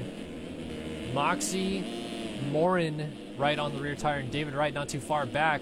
Moxie thinks better of going down the inside, but he's right there if he wants to make a move. Jack Zarz looking for a way perhaps around Monty Wilson, makes a mistake, cuts underneath, and Moxie scrubs down the triple. Moxie is going to take the spot with a clean block pass as Morin slides in behind Zarz now, so Zarz has to go to work. Perhaps Moxie goes after Robert Wilson here, and Jack Zarz just rode off the side of the track pretty much all the way through that section, which was interesting. But Moxie is going after Wilson for the 3 spot. Doesn't need it, but obviously with Zarz still breathing down his neck, it might be a buffer that he desperately needs. See if Moxie scrubs this down. Nope, elects to think better of it. Zarz had an opportunity to do something there, but also thought better of it. Now he's going to go around the outside. Moxie gets the inside line clean, but this outside line has proved to be fast. Here comes Zarz down the inside to get the pass back on Moxie, and they go side by side into the rhythm section. This is coming to the white flag. Zarz takes the spot away for now as they come over the line. Good back and forth action here for the final transfer spot. Up front, it is still Armstrong, Martin, then Wilson in 3rd, Zarz in 4th. But can Moxie take it away from him again, or will Wilson make a slip up for that matter? Moxie, a little mistake off the track, comes back on, loses some time. Zarz going after Wilson now, just like Moxie was a lap ago.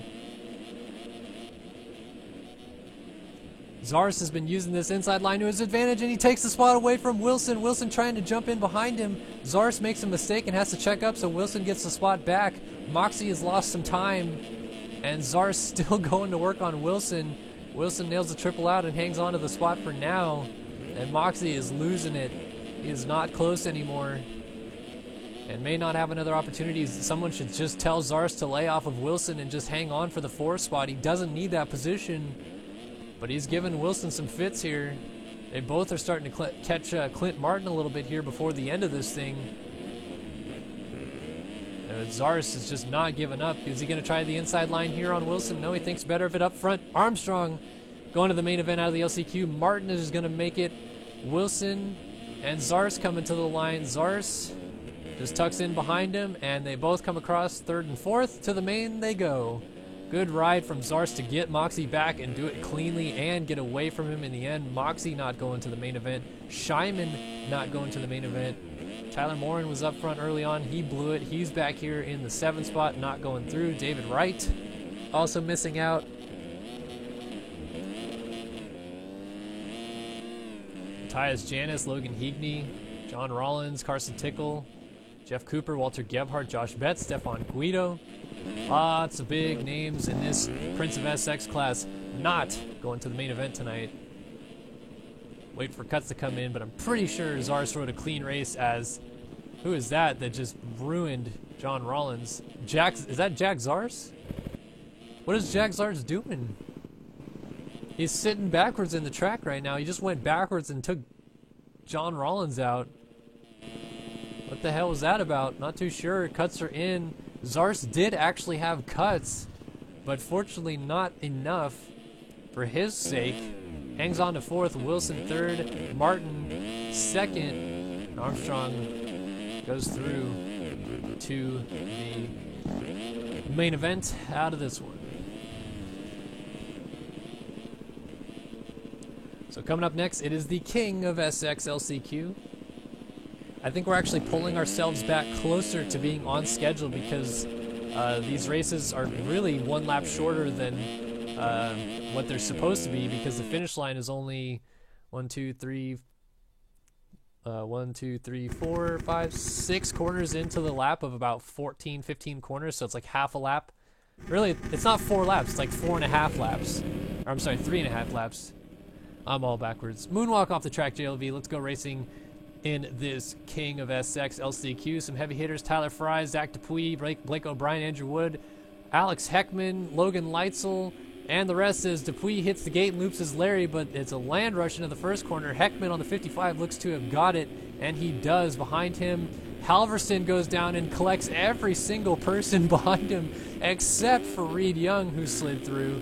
So Heckman's got a little bit of a breathing room now to work with, as Reed Young goes into 2nd, Leitzel 3rd, and Schuler is currently 4th. Wood just cuts the absolute penises off of the track and moves into 6th behind Ethan Parks. So that was an interesting move by Wood. Devin Davis is 7th, Wheeler 8th, O'Brien 9th, and Dupuis, after hitting the gate, is 10th. Halverson 11th, Fry in 12th. Harper was up there. In fact, I think he was 1st or 2nd through the first corner, but he was down in that pileup that was caused when whoever was in 2nd there high-sided back across the track. I forget already. But Heckman leads.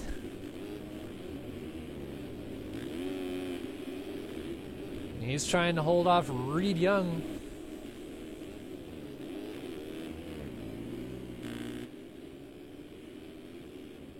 So the 55 and the 59 machines, respectively.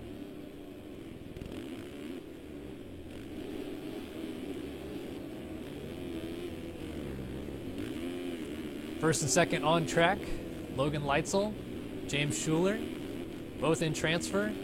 Ethan Parks has A-Wood breathing down his neck. These guys are not in transfer. We're already working on to lap number 3, so halfway through this LCQ, King of SX LCQ. Devin Davis is lurking back here behind A-Wood. Devin Davis and Andrew Wood, I think it's safe to say they are not the best of friends, and we might see a battle present here where they get into it for the last transfer spot, as A-Wood is trying to get around Ethan Parks but makes a mistake, and Davis has to check up. Then behind them, Blake O'Brien and Zach Dupuis coming through. This could get tight really quickly. You can see 3rd and 4th. Actually, as Reed Young is down in the whoops and he gets split by literally everybody. I mean, even here comes Blake O'Brien and Zach Dupuis behind them. And Schuler was off the track, so that was 4th. So Heckman, Leitzel, Parks, Wood now in the last transfer spot. Reed Young back to 5th. Zach Dupuis now into 6th. Matches his number. Schuler back to 7th, O'Brien 8th, and Davis must have gone down in this corner in 9th, so Fry is on the other side of the track over there. I'm not sure what happened there. So it changed all up again. Heckman now has a comfortable lead. Leitzel, birthday boy Logan Leitzel, sits 2nd, right in front of Ethan Parks, and Andrew Wood, Reed Young giving chase, and Zach Dupuis also not too far behind. White flag about to come out, and pressure is on. Who's going to hang on and transfer to the main event, as Leitzel has Parks breathing down his neck now for 2nd. And before you know it, A-Wood will be right there. Reed Young coming from behind as well. Oh boy, it's pressure time. What a mistake. He is down. He's off the bike. And Dupuy is going to go into the 5 spot. Reed Young now in the final transfer spot. Does not need to get around either of these guys. Ethan Parks, a big panic rev right behind Logan Leitzel. Almost over the bars. Heckman is winning. Second, Leitzel. Third, Parks. Fourth, Reed Young. Can Zach Dupuy catch any of these guys as he's off the side of the track here? Big time cuts are going to come there. Parks actually still hounding Leitzel, but not able to do anything about it. These guys just really need to stay on 2 wheels. They've gotten through pretty much the hardest part of the track. Oh my gosh, Justin Harper going back onto the track almost ruined Ethan Parks' day. My goodness. All right, Alex Heckman has done everything he needed to do to make the main tonight. And finally, it's going to work for Heckman. He's going to go through and make it to the main. Won the heat last week, won the LCQ this week. Leitzel, birthday boy Logan Leitzel, will hang on and go to the main. Ethan Parks through. Reed Young is down. Here comes Dupuy. Dupuy gets front end lock as Reed Young gets up, and he is down. Oh my, and A. Wood is also going to go around. Devin Davis. Wow, I thought Dupuy had it, but he had front end lock. JLV comes back with his front end lock curse. That is just a shame because he barely nipped Reed Young, but he had him lined up for the pass. If that doesn't explain why front end lock shouldn't exist anymore, I don't know what more evidence you need, JLV. I really don't. So, Heckman, Leitzel, Parks, Young for now. Obviously, A. Wood was about 4 seconds back. In reality, I think even if Reed Young had let Dupuy get him to the line, Dupuy had cut a pretty substantial bit of that rhythm section. And we're not going to know who made it to the main because he just restarted. And I am assuming Zach Dupuy is messaging me. Yeah, he said, damn, somehow I got front wheel locked there. Just messaging him back real quick.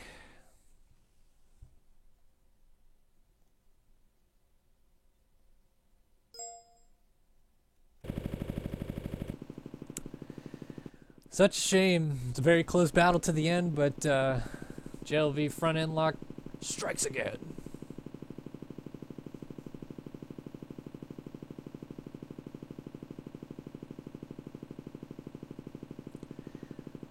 All right, ladies and gentlefish, it's main event time. Round 2 of the FAMMX Fall Cup. Kellen Brower here, live on Start Your Systems TV, bringing you all the good, exciting action tonight. Track designer Blake Scheinman is just hanging out, getting the main events built. So if you guys have any questions that you want me to answer right now, would be the time. Water.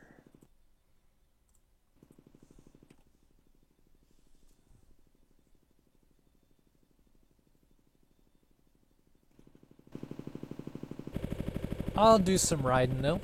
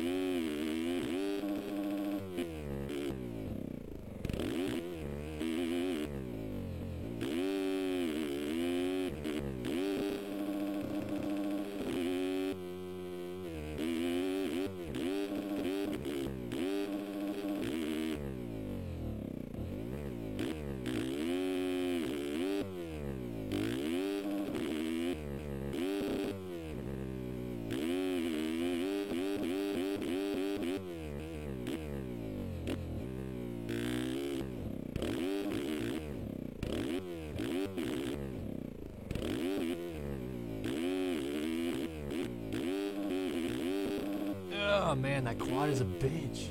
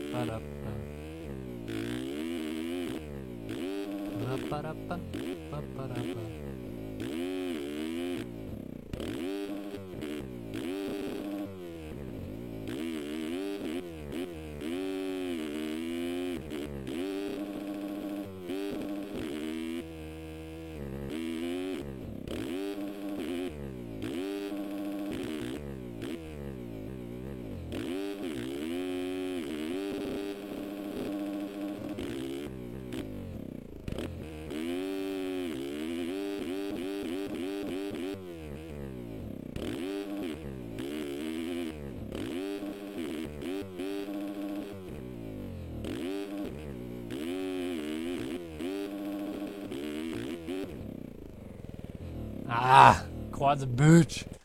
It's hard.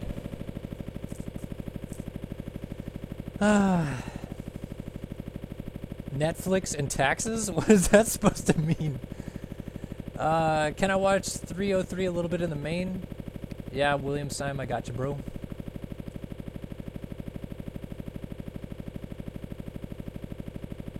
Resonate live, tossing out the salt. I assume he means because Evan Davis is in here. And Davis is talking a little bit about his race tonight. Bummer that he didn't make the main. Got close in that LCQ after that Zach Dupuis, Reed Young incident there at the end. But just no cigar for Devin.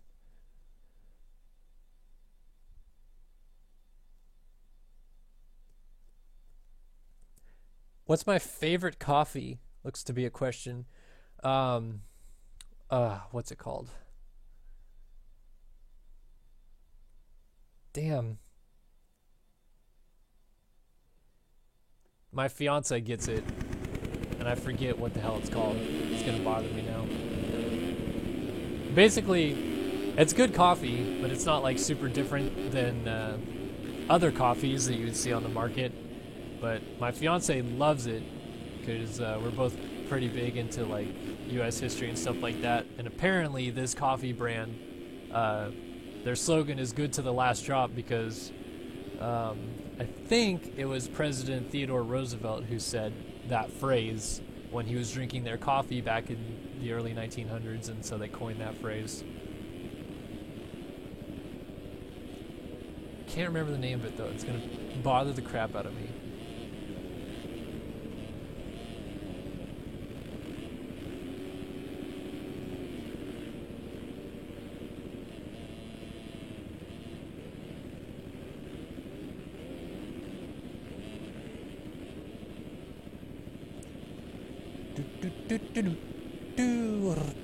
Yes, Maxwell House, thank you. Gosh, that was going to bother the crap out of me. Oh, man. All right, so there is the starting list for the Open Amateur Main Event tonight. Eklund, Stinson, Warden, Davis, Curry, Boaz, Stewart. I'm not going to get everybody. They're all here, though. 12 laps of fun action coming up, Toe. And let's see. I'm going to actually switch to somebody in front of me so that when I switch forward, it doesn't just latch onto me. I actually got someone good right there in the middle. Alex Stewart on the 433. JLV moonwalks his way up the track. Stinson all the way on the inside with the red plate. Let's see who's going to win round 2 in the amateur class. And I picked a good guy to watch on the start as Stewart rips a great start. He should, without any mistakes here, get the whole shot. And he does. 433 Motorsport Hillsboro. Alex Stewart takes the whole shot. And he is ripping away at the front. He's bringing Blake Curry with him. Jake Warden down the inside of Austin Eklund and Benjamin Dumont with Dale Mullins at the front. A little mistake for Stewart and a huge pileup in turn 2 allows Warden to get through. But Alex Stewart leads the opening lap here. I do not have a 401k. It's part of being an independent contracted worker. Blake Curry, Kevin Davis, Kyle Scott all up front. So Scott coming out of the LCQ, third last week, finds himself at the front this week. We're looking for points leader Alex Stinson. Here he is in about, let's see if it comes across the top of the screen. I'd assume he's inside of the top 10, but I guess I missed him. It's right behind Benjamin Dumont, and they just split Jake Warden, who is down. So Stinson makes up about 3 spots there just in one straightaway. Alex Stewart pulling away. Kyle Scott is second.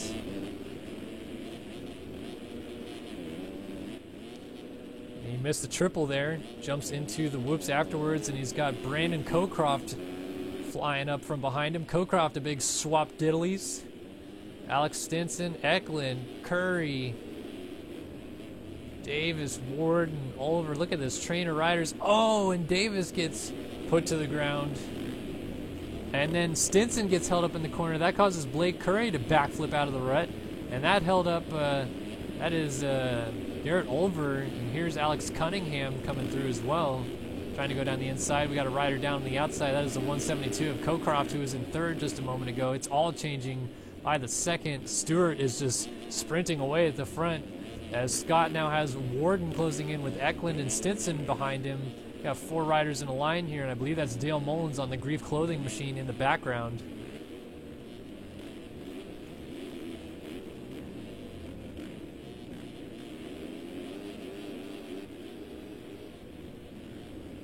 Warden down the inside as Kyle Scott was off the track, comes back on. And Jake Warden's having a little bit of a Ronnie Mack moment right there. Eklund moves into the 2 spot with Kyle Scott now 3rd. Alex Stinson moves up into 4th ahead of Jake Warden. But they're still all in the nice little freight train at the front. 2, 3, 4, 5 all locked together. Stinson a mistake. Warden trying to sneak up behind him.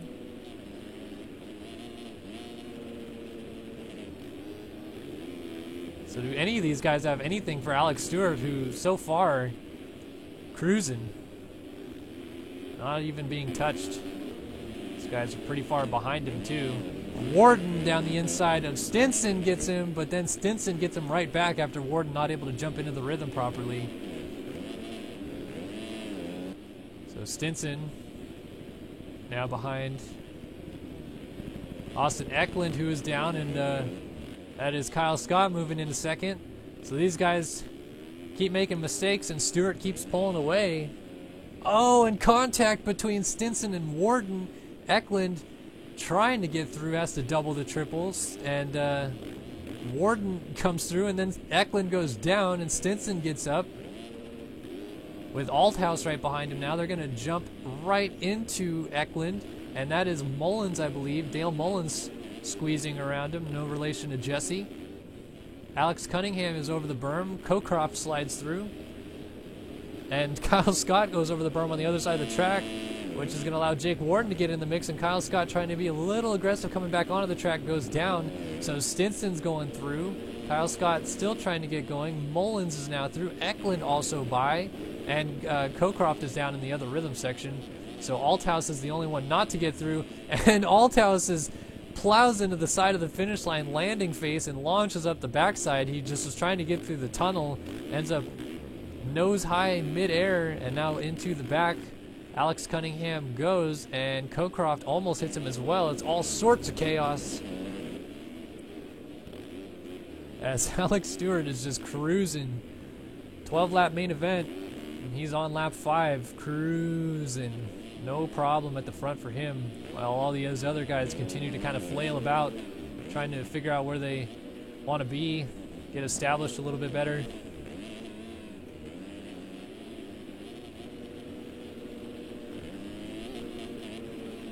So Stinson has Mullins creeping up on him with Eklund right there.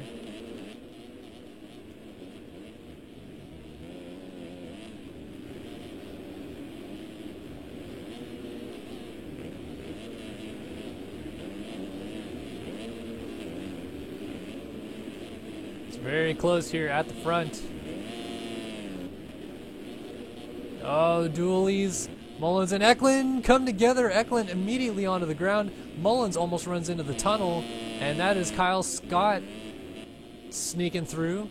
Mullins ends up in the tough blocks down the inside of the sweeper, and Kyle Scott has taken that spot away. So it is Alex Stewart ahead of Jake Warden.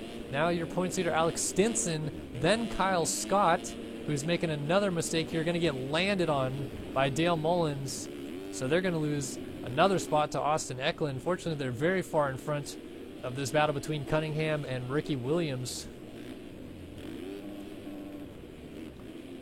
Tim Althouse has dropped his pace as well. He's way behind where he was. Cocroft also pretty far back here. Mikhail Ming Woodley Chris Schmider, Carter Hutcherson, Kevin Davis, Robert Kubat, Garrett Olver, Max Spokes. Chris Santino is down with your race leader. That is your race leader on the deck, down with Chris Santino. And Warden is coming over the triple, so suddenly Alex Stewart's lead has been wiped. It's almost all gone, as there is Warden now. It's about, give or take, a second and a half, 2 seconds still, so it's not completely gone. But he had 13 seconds in hand. And so suddenly that nice big comfy lead isn't so comfy anymore. Jake, the DDoS Warden, is coming in, and he is coming after Alex Stewart for the lead. A mistake for Stewart. Might he be feeling the pressure a little bit as Warden almost gets punted by a lapper.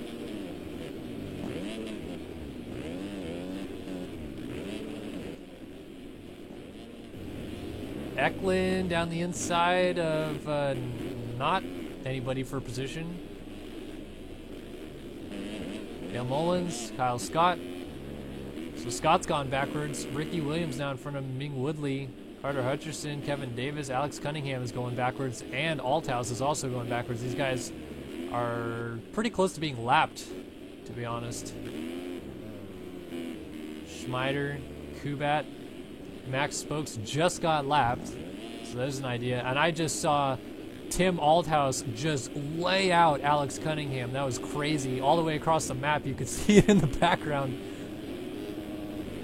So perhaps some redemption coming Tim Althaus's way. Some riders down, Ricky Williams together with Kevin Davis, and that is Cocroft with Ricky Williams, and then everybody stacking up. Carvalho, I think, is in there. Or no, I'm sorry, that's not Carvalho. That would be Olver on the Spark Moto Suzuki. So Stewart has been able to pull away a little bit, but he is catching up to that group of lappers I just mentioned. There's about 5 or 6 guys right in front of him here. It could get dicey very quickly for the Motorsport Hillsboro rider. Jake Warden, just nice and tidy through, trying to get around some lap traffic. He's got a good gap on Stinson, so he can afford to go for it, but he's down after the whoops.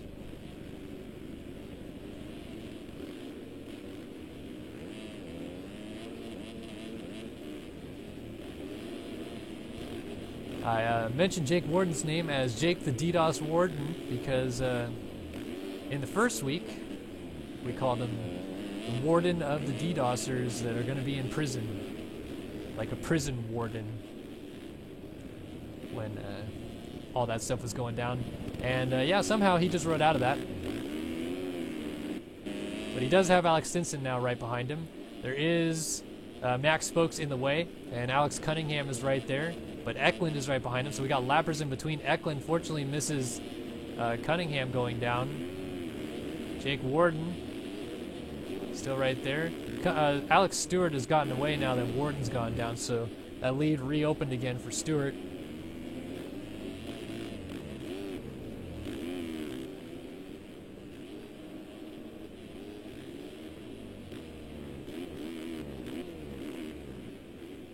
Yeah, sorry, I did not mean to make it seem like Jake Warden is a DDoSer. I meant to say that the first week of SX Madness, when there was a DDoSing, we called him the Prison Warden.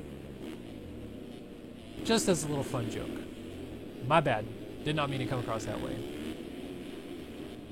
Oh, he's down again. He's got a big old lead, though, on Dale Mullins. What in the world happened to Alex Stinson? He's all the way back to 5th now. Oh, and Eklund almost gets landed on by Cunningham, who is not adhering to the blue flag for the time being. Looks like he might be trying to. And Eklund ends up landing on him. So Mullins is now up to 3rd.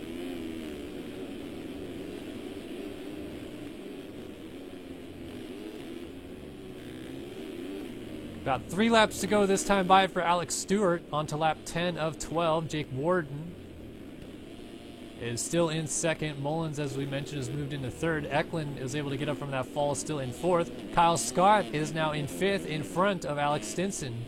So Scott and Stinson continue to go back and forth. Are these guys on the same team? They look like they're pretty similar bikes. Actually, now that I think about it, the rear fenders are way different. They're both on 250S, and they're both on Cowleys, so just crossed my mind, but doesn't look like it. So Kyle Scott trying to hold off Alex Stinson, but they come together, and they have a gigantic lead on Carter Hutcherson. Woof. So they get up still battling, and Cunningham comes in and lands on Scott, takes him to the ground, so Stinson's going to get away.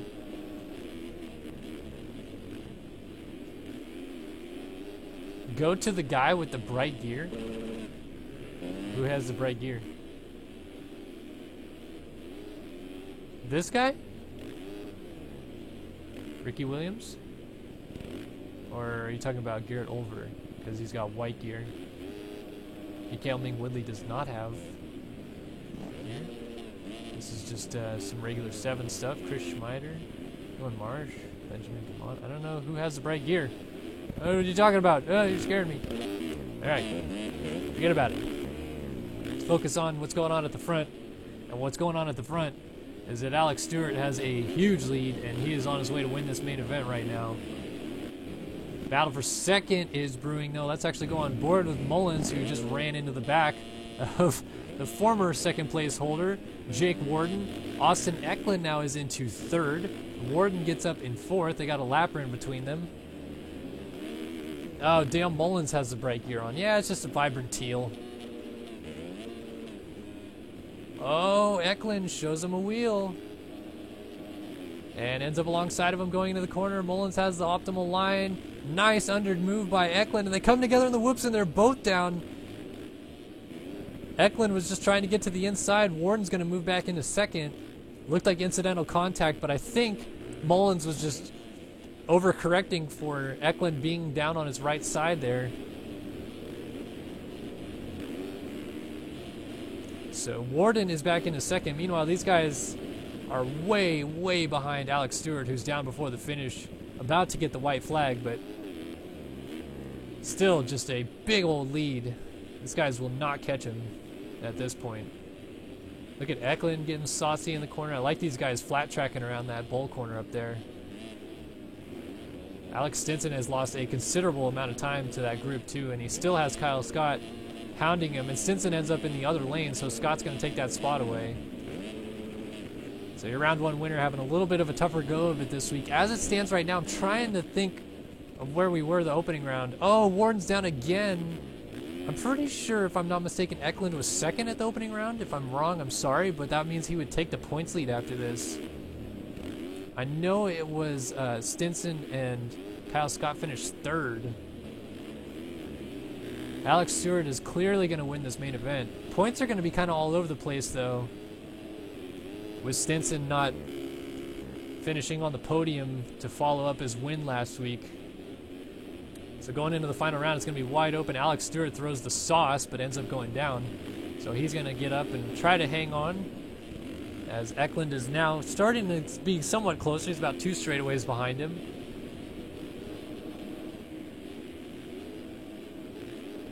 Good ride for Eklund to hold on to second, though, with all the chaos going on around him.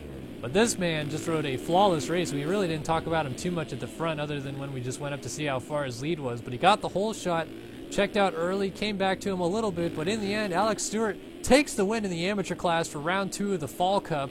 A great ride and a great win for Stewart on the Motorsport Hillsboro Honda. Austin Eklund is trying to hold off Dale Mullins, charging in third. Mullins is going to come to the inside, cut across, and take him out. He cut the bales. Who's going to get up first? Eklund versus Stewart. And Eklund is stuck at the top of the berm, and he's going to lose third in the process to Jake Warden. Realistically, Mullins just did an illegal maneuver there, cutting the track, and we'll have to see if there's any reprimands from that. But Warden ends up in third, Eklund fourth, Stinson in fifth, Kyle Scott trying to get Stinson for fifth before the end of this thing, but I think Stinson's going to just hang on there. And yes, he will. Scott ends up in sixth. Hutcherson is seventh ahead of Aldhouse, and they are all going to finish ahead of the ninth place rider, Mikael Ming Woodley.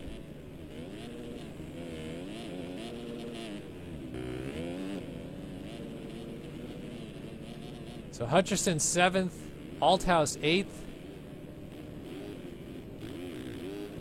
And as I said, Ming Woodley 9th. Over 10th. Cuts are in. Let's see if anything changed.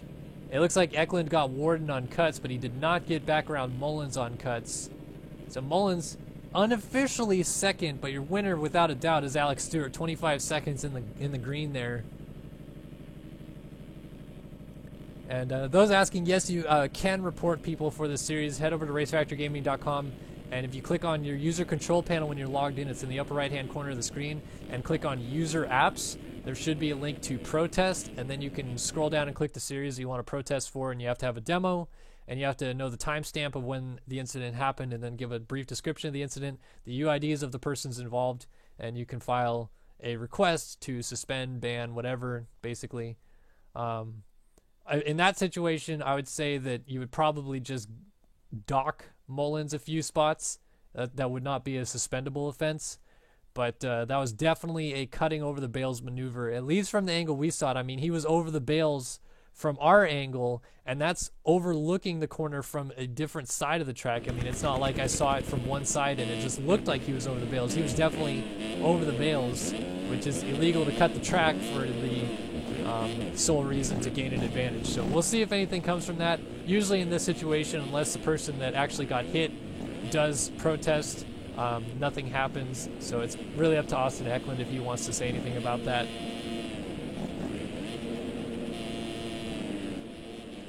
But we'll see. So we are on to this here, excuse me, Prince of SX main event. 15 laps coming up for these guys. This is the warm-up lap right now.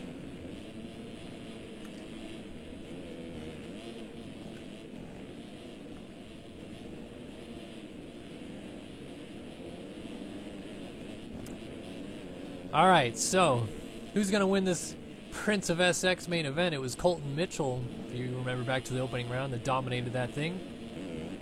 Do not have his red plates, but he is in the field tonight. I just have to find him. He's somewhere. There he is. All right, 15 laps.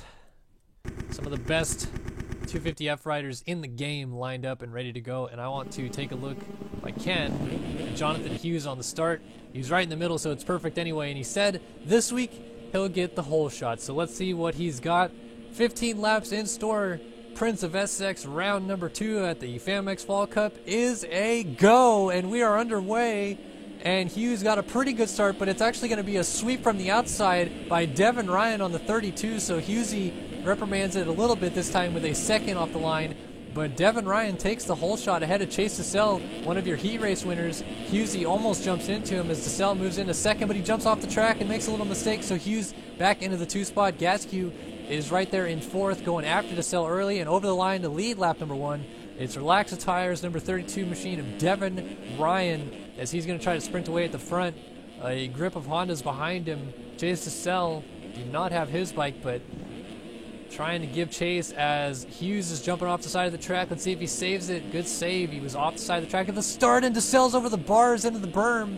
And Gasquet goes by, and then a bunch of other people. I think that was Zars. Yes, Zars, Eggland, Syme, Honeywell, Leak, Armstrong all go by. Robert Wilson also through before DeSalle gets going again. So your heat race winner down early in the main event.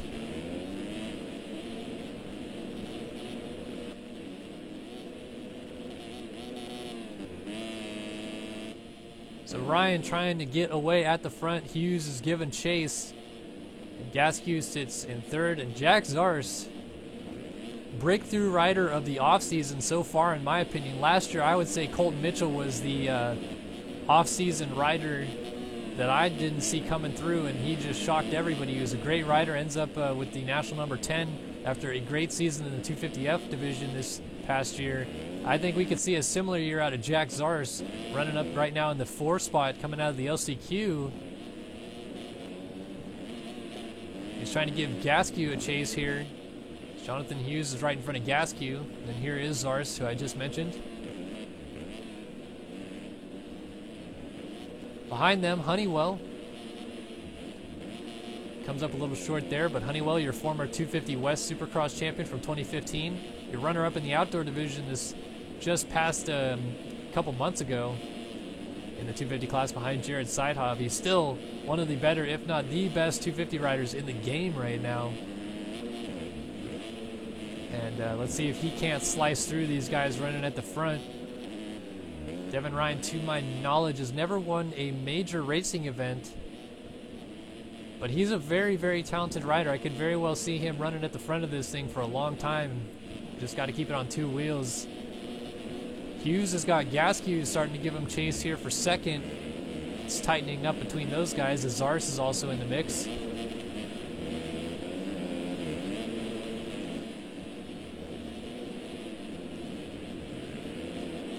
Good 3-rider battle here. They're still right behind Devin Ryan there. And here comes Honeywell on the 24, just like I said, coming right into that battle. Oh, and a hang-up from Hughesy allows Gasquet through. 4 riders in the air at one time over the triple. This battle for second is raging here at the FanMX Fall Cup. Prince of XX class. Prince of SX, I should say. I said XX. 1X away from a porno here. And, oh, a mistake for, is that your leader? No, that was Gasquet. My apologies. I thought that might have been Devin Ryan. So Gasquet, just as quickly as he got into second, goes back to 5th. And now right behind Honeywell as he cuts down to the inside of Honeywell. They're going to go almost side by side over the triple, but Gasquet comes up short. Zars is right behind Hughesy here. What do you guys want from me? A nice big squawk? My voice doesn't squeak as well after I've been talking for 2 hours. This battle for second is intense. So here's Zars. Does he try an inside move? No, he's got Honeywell breathing down his neck now. And Honeywell not able to get the triple in because Zars is not doing it. Zars is going to give him the line here, I think. And he does. So Honeywell slices through into the 3 spot. And Hughesy is next up on the list. Devin Ryan so far is getting away ever so slightly at the front lap after lap. We're already on lap 5 of this race. 15 laps in this main event, so 11 laps to go as we're on lap 5 right now. Lap 5 not yet in the books.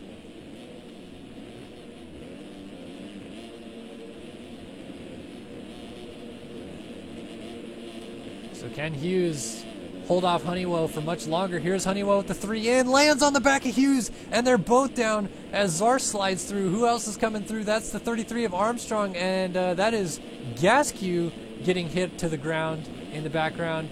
Honeywell and Hughes get up, and Craig Leake takes Chase Blakely all the way off the track trying to get around down Jared Gasquet. Now Clint Martin and Russ Chapman find themselves in the mix with Finn Collins also right behind. So suddenly it just really opened up the gap here. Honeywell and Hughes are still locked together. Zars is all alone in second, by the way, with Armstrong now moving into third. Hughes only dropped back to 4th after that. So what does Honeywell have in store for him now?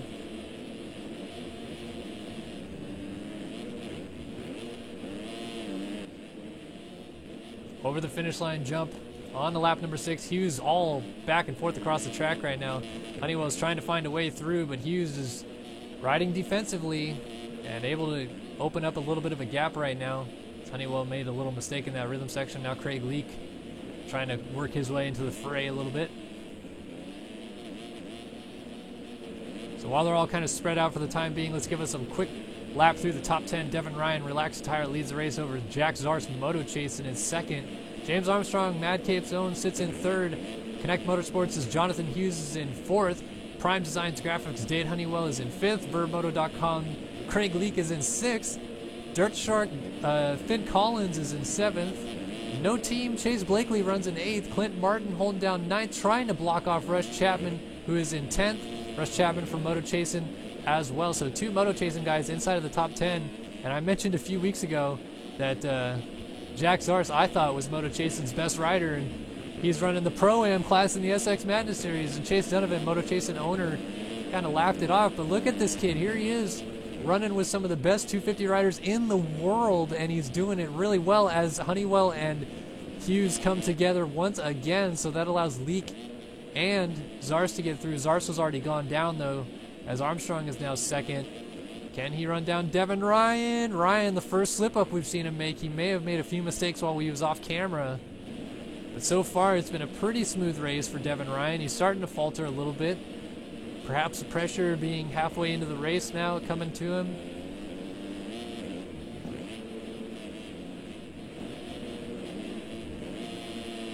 We'll have to see if Armstrong is able to chew away at that lead a little bit more as Devin Ryan is down off the inside of the track in the sweeper. Here comes Armstrong around the sweeper, just ripping it all the way through. He's a great flat tracker.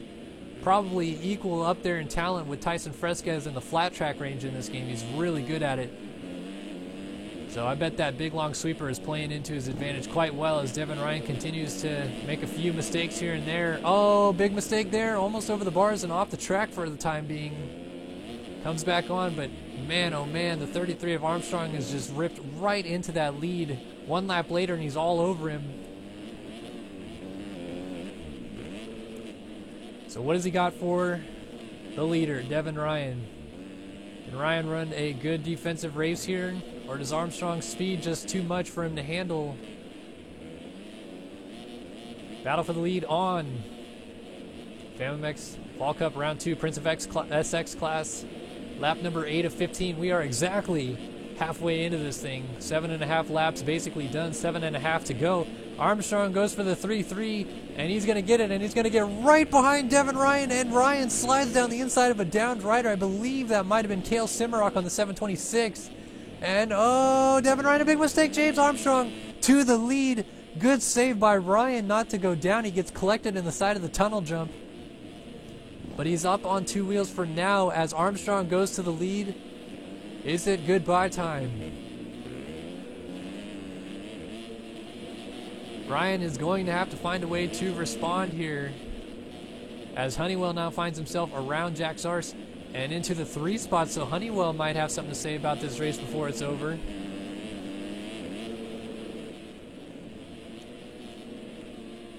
Take a look further back in the field. Mitchell, your round 1 winner, is right behind Chase Blakely, and Jonathan Hughes is right behind him. Craig Leake has Finn Collins right behind him.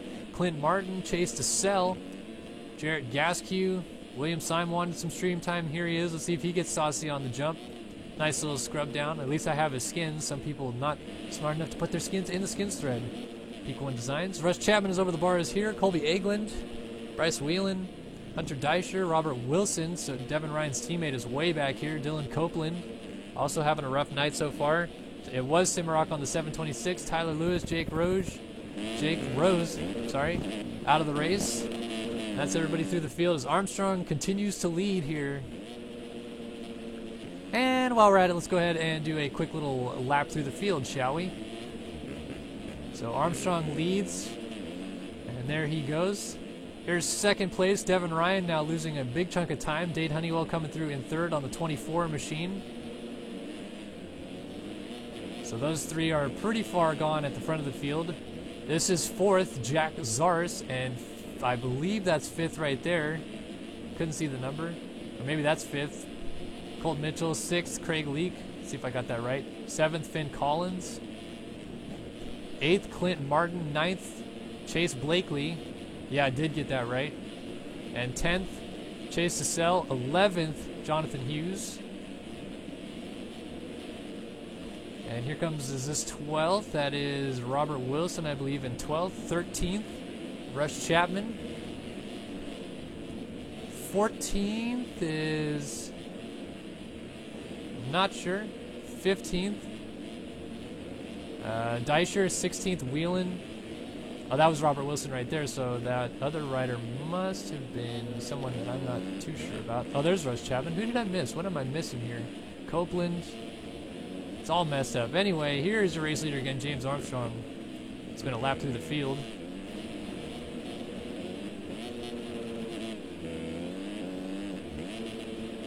So Armstrong is continuing to pull away. Honeywell is now in second, though.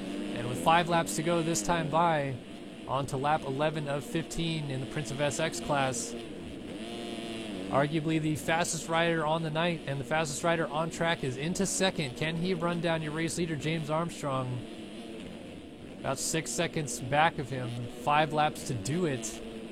Gotta stay on 2 wheels if he wants it, though.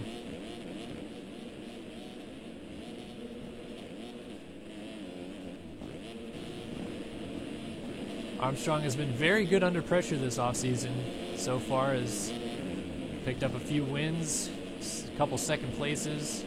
Overall ridden very, very solidly in both the FAMMX Fall Cup and the SX Madness Series this offseason.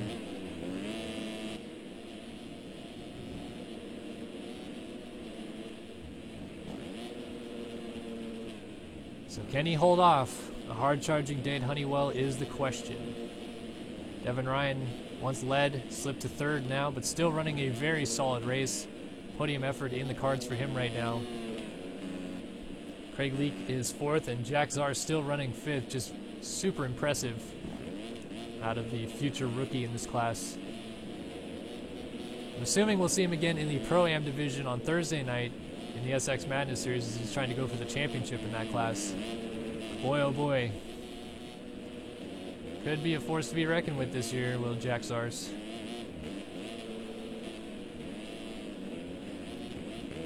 It looks to be the case that Honeywell is eating away at that lead ever so slightly. Let's just go on board with him here for a little bit. 1:11.6 was his last time by.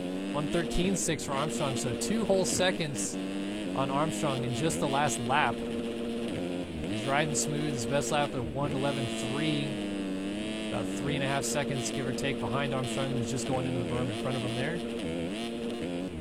Not a whole lot of lap traffic in play. Maybe about 5 or so that these guys would see before they get to the finish line. That could change, of course. So, now look at Honeywell able to get that inside rut very smoothly. Cracks it down to 2.4 seconds. Let's see what he's got over the line this time. He is just reeling away at Armstrong's lead. And another 1:11.6, I guess, because the pit board didn't even flinch. Just ran the exact same lap time he did a lap before and pulled in pretty much another 2 seconds. Yeah, 1.5 seconds that time on Armstrong. There's a lapped rider moving out of the way very nicely. I think that was Whelan.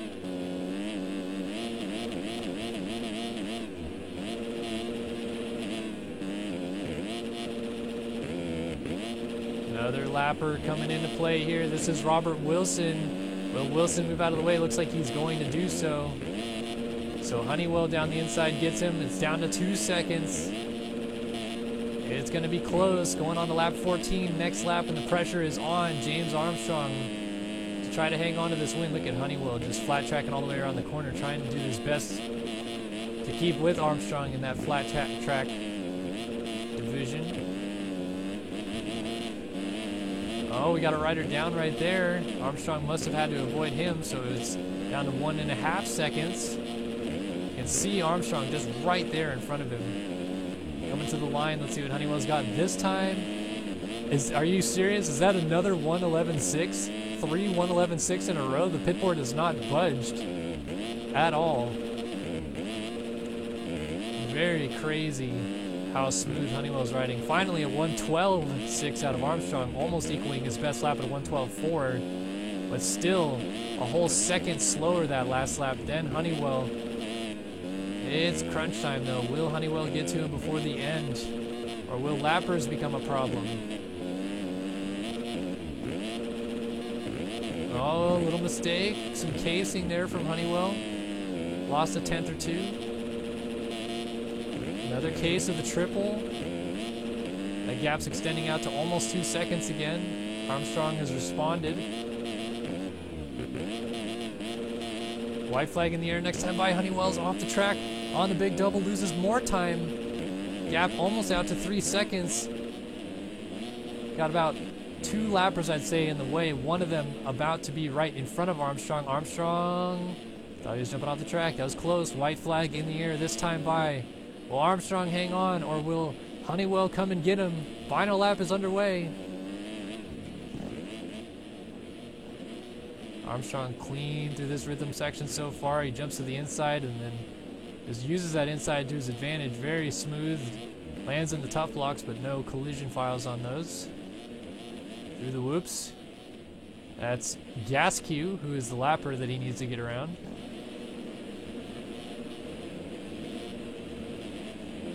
See what happens. Armstrong threes in smoothly. Honeywell also gets it in the background. Gasquet is not moving. Armstrong has had a rough time with lappers this offseason so far, and Gasquet's still not out of the way. Finally swings wide. Armstrong trying to tuck down the inside, but he slides out. He high sides. He's on the ground. Honeywell takes over the race lead with about 5 corners to go. Oh my goodness, Armstrong just blew it. That was not a product of Gasquet being in the way. Gasquet was trying to move out of the way for that matter, and Armstrong just blew it. What an unfortunate change of events there. But in the end, Honeywell is only going to lead 1 lap, and it's the most important one. Dade Honeywell wins the Prince of SX main event for round 2 of the Fall Cup as he finally takes it to Armstrong on the last lap. Just pressured him into a mistake, and Armstrong in the end going to fall back into the 2 spot. Mitchell able to get into 3rd, should hold on to the points lead, although, wow, Devin Ryan just lit him up, and I don't believe anybody's close enough to do anything about it. Let's see if anything happens in this last corner. No, Mitchell not close enough, so Devin Ryan takes the final podium spot. Good on Devin Ryan to get that pass done. Very close action with him and Mitchell. Mitchell ends up 4th. Jack Zars just hangs on for 5th over Finn Collins. Chase DeSell will get 7th there. Jonathan Hughes.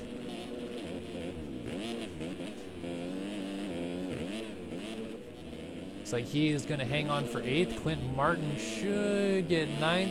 And William Syme wanted a little TV time. Well, how about it? First pro race is what he's telling me. And in the first time in it, he's going to get a top 10. Really solid ride out of Syme. Would have liked to see more of the battles back here, of course, but that race at the front was ridiculous near the end. So we stuck with it. As Blakely goes over the line, cuts are in. Syme moves up to 8th, gets around Hughes and Martin on cuts. And let's see, anything else changes? Nope. Honeywell still gets the win. Armstrong 2nd. Wow. Crazy Prince of SX main event. And the King of SX main event coming up here in just a second.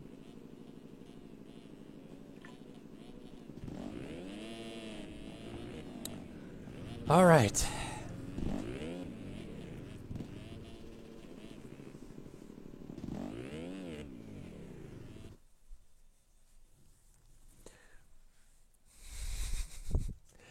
All right. Prince of SX main event in the books. King of SX main event coming up. We'll see who's going to win this one. We got Fresquez, we got Shipley, we got McLeod, we got Smith, Mullins. A whole gamut of some of MX Simulator's best riders in the game currently. In tonight's main event for the King of SX, 20 laps on this track.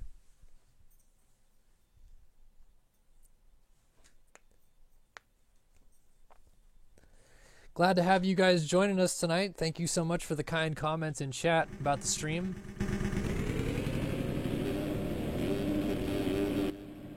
So this is the warm-up lap for the King of SX class. We have got a full stacked 22-man gate.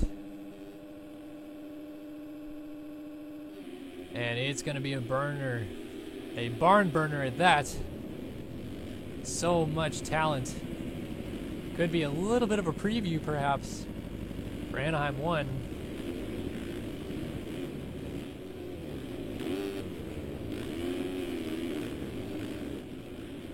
But earlier in the night, I predicted Tyson was going to win this thing, and he came from pretty far back in his heat race to end up in 3rd.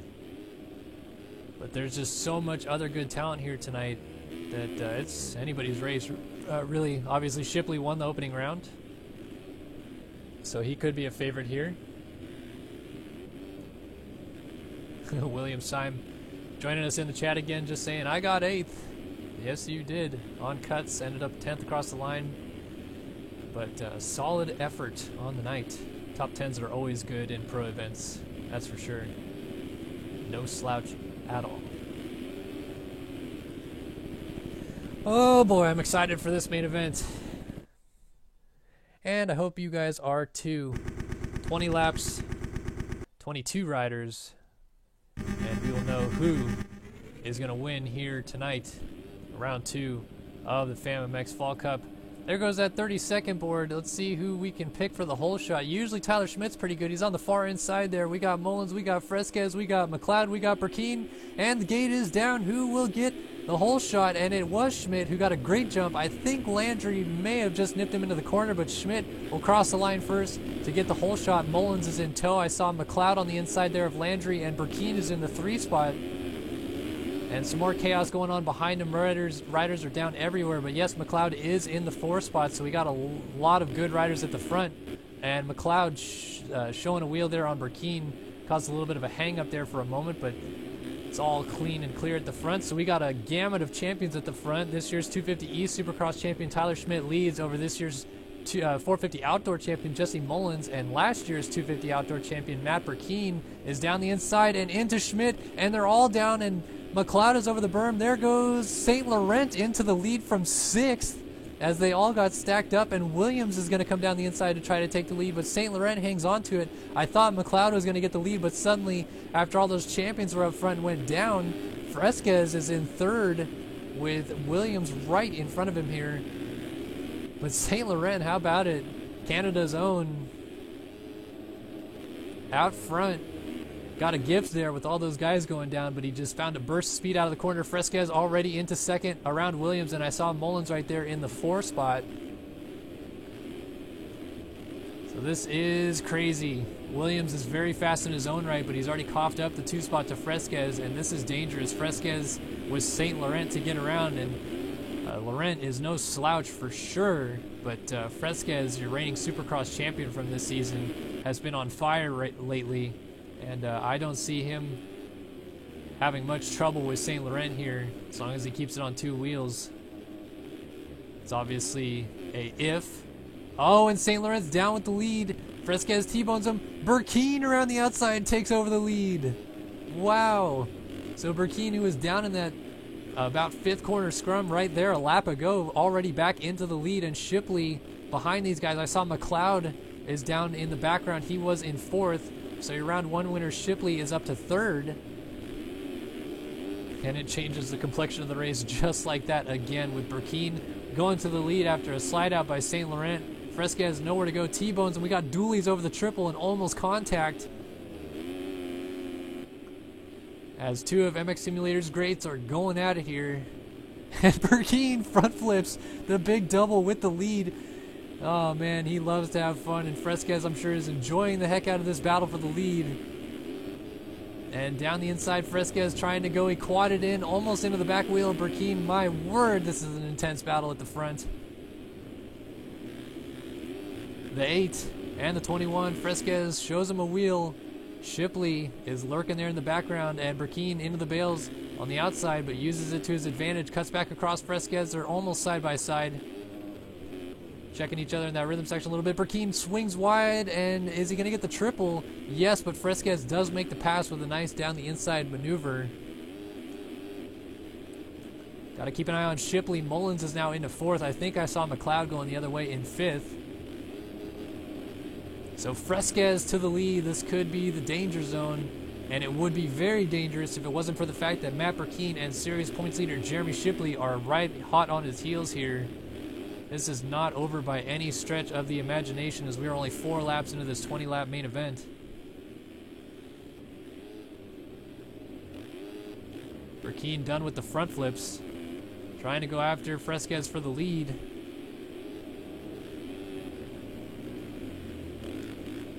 Oh, a little mistake from Shipley. We saw him make a mistake right there earlier tonight in that exact same corner. Might be having troubles getting to that inside line. Right now it is all Fresquez trying to pull away at the front end. Burkeen slides out in 2nd, so Shipley goes to the 2 spot. Let's go back to this battle between Williams and Mullins. So Williams finds himself back into this.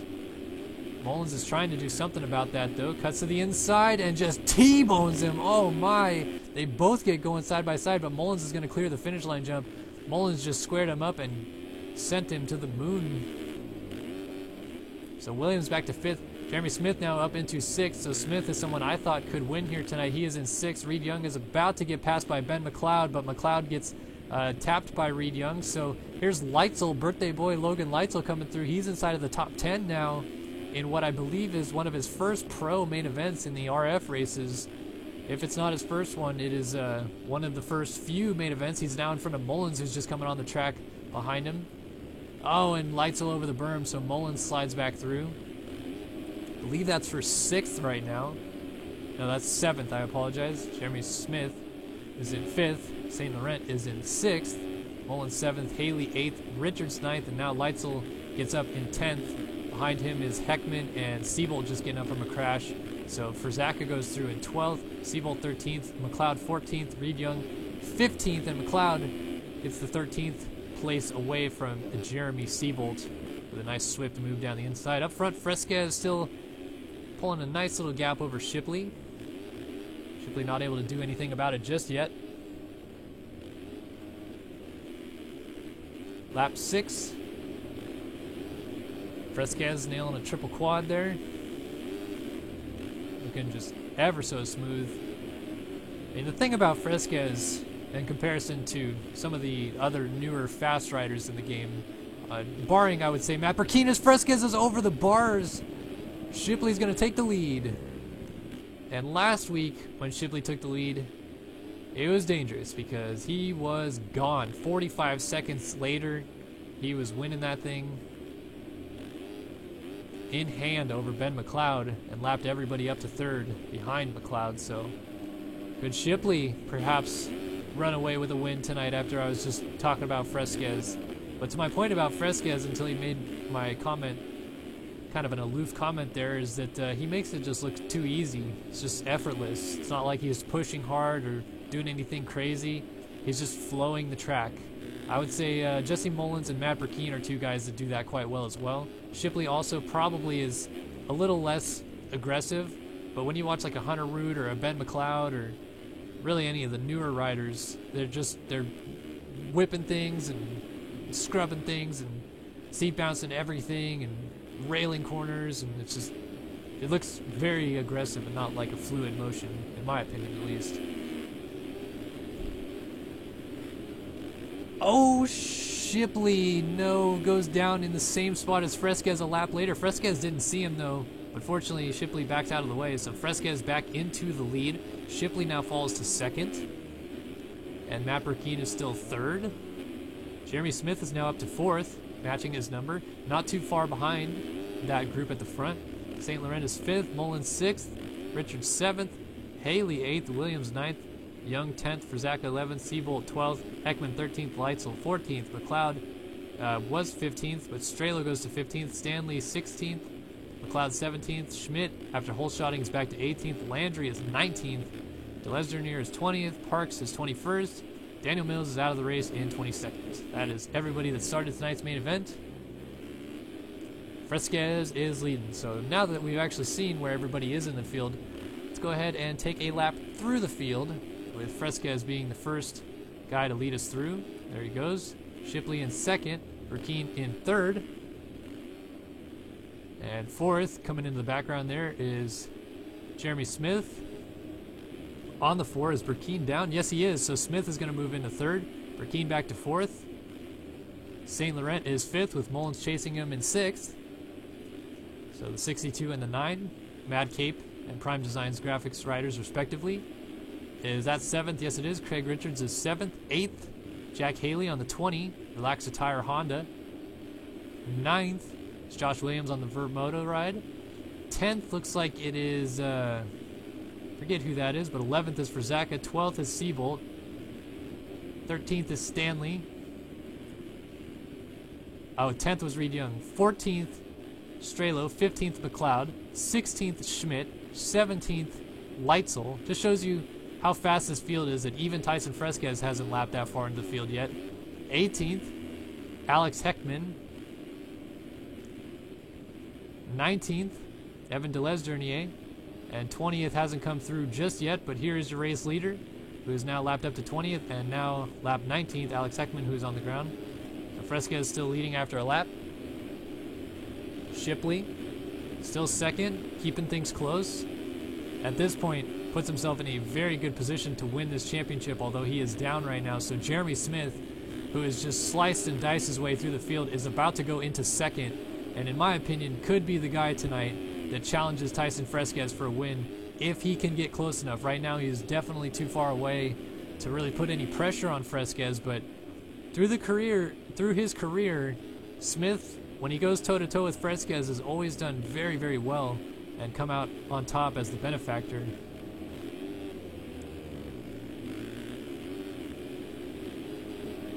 So I think if Smith can get up there and challenge him, it could be interesting, but he's also got to worry about Shipley from behind.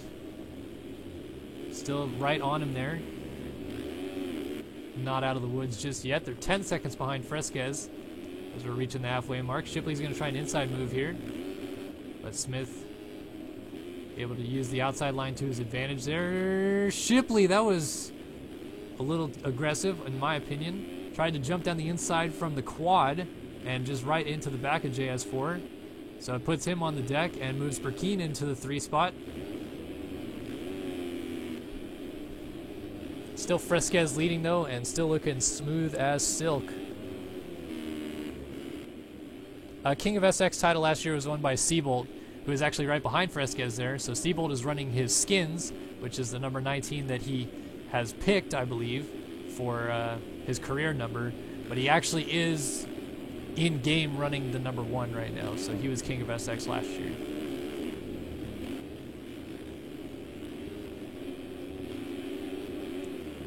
Fresquez through to click off another lap. Now actually is halfway through, 10 in the books, 10 to go.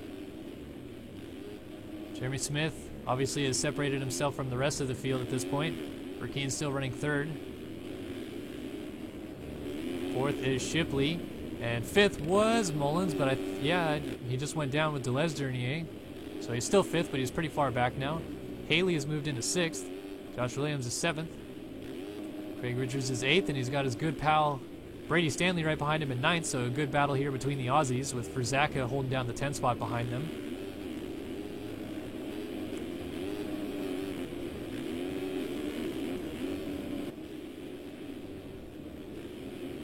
So Richards and Stanley doing a little battle in here.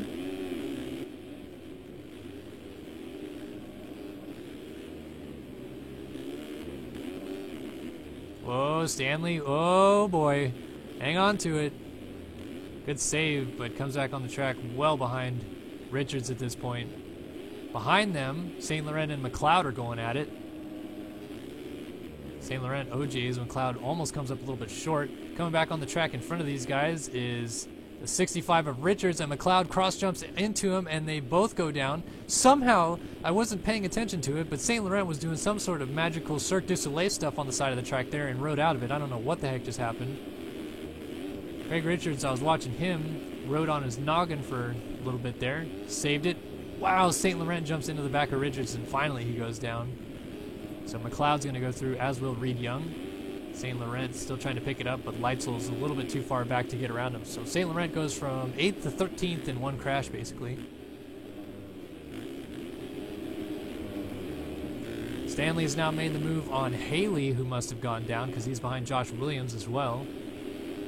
And Burkeen, still in front of Shipley. Smith has made no headway on Fresquez. It's all just spread out at this point.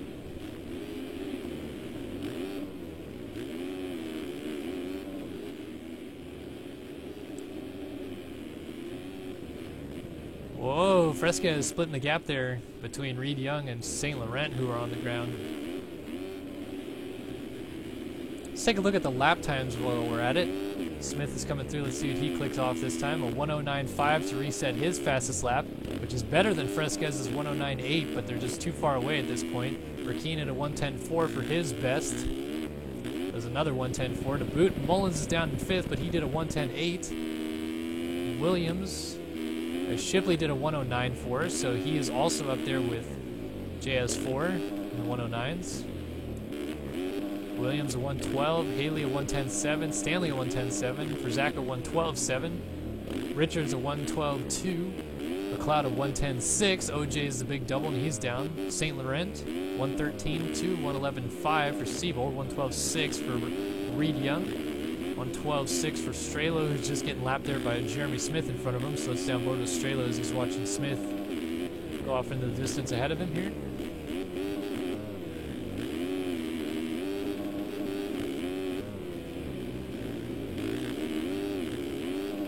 Very interesting to see a quick rider lap another quick rider. Strelo's very talented and quick in his own right. So you can can see, running 14th here in this main event and putting together good lap times. 1:15 there. 1:13.2 for St. Laurent. 1:15.1 for birthday boy Logan Leitzel. 1:12.6. Alex Heckman is running pretty strong right now. 1:12.3 for Schmidt. 1:14.6 for Parks. 1:15.9 for Evan Deleuze-Dernier and Benny Landry. And I believe Daniel Mills are out of the race tonight. Back up front, still a 11-second gap for Fresquez, so Smith is doing nothing to eat away at that. Really needs a crash out of Fresquez.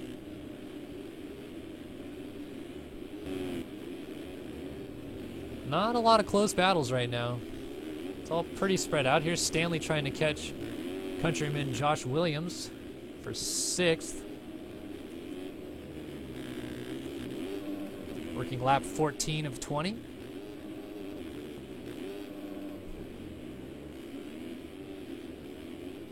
Behind them for Zaka, who's having a really good ride tonight on the 61.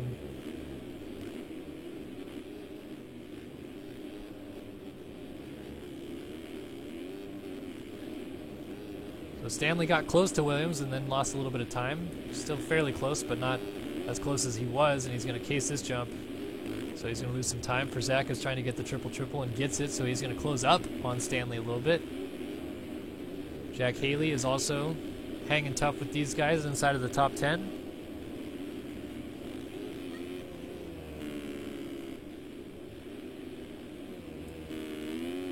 And Craig Richards holds down the last spot inside of the top 10. McLeod is trying to catch him, but he has just been lapped by Tyson Fresquez. So taking a look back up front, here is Fresquez with McLeod right behind him.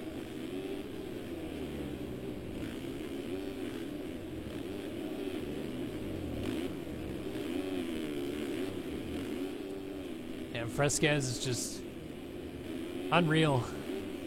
At a point in time in this game, say back in 2011, 2012, it was pretty much unheard of that you could run an entire main event without a fall-off crash. And even at that point, you would think that you'd have to go slow enough that your pace just would not be able to win it, given with how fast the other guys are going around you. Now Fresquez is able to click off lap after lap after lap in the same time range without falling off the bike, just smooth, consistent laps, just hits his marks every time.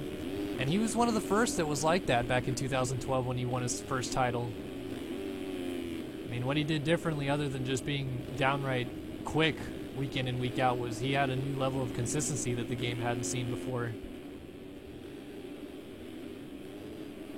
And it's clear that he still possesses all those skills, and he needed all those skills to win that Supercross title this year. But he's just weaving through guys right now, lapping all the way up to, I believe that's 8th, Craig Richards. No, it's 9th, actually. Next up, Jack Haley at the end of the rhythm section. And then look at this lap. What did he just run here? Another 1:10.6. Just smooth, weaving through lap traffic, no big deal.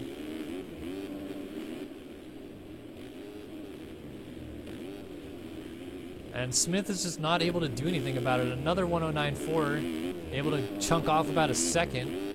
So, I mean, if Fresquez does have a fall off, which used to be inevitable, you would say, Smith is right there. But these guys are just so dang consistent anymore that this is what it's come to. Someone gets, a little bit of a lead and they just work with it. Cruise, run consistent lines, consistent laps, make no mistakes.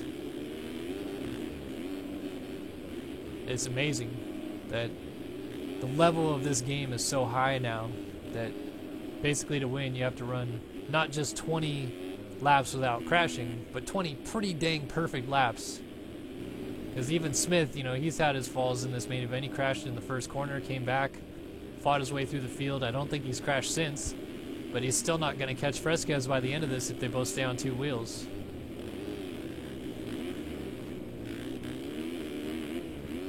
Drop Burkeen, for that matter, 25 seconds in the rears of Fresquez and another 10 seconds back to Shipley.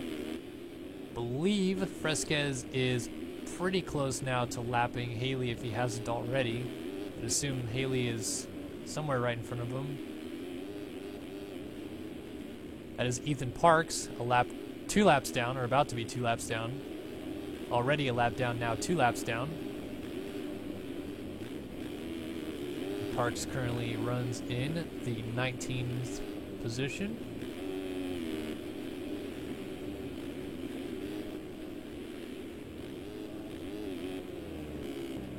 It's another day for Fresquez, though.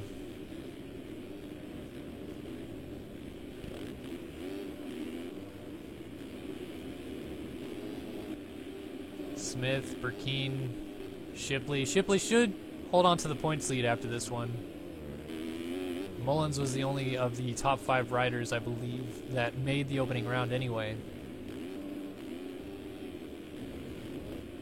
So, another solid points night for Shipley. Well on his way to probably winning this FAMMX Fall Cup. Well, a little bobble there from Fresquez working through some lappers. Is that Josh Williams? Yeah, that he just lapped, and he just re-lapped Tyler Schmidt again.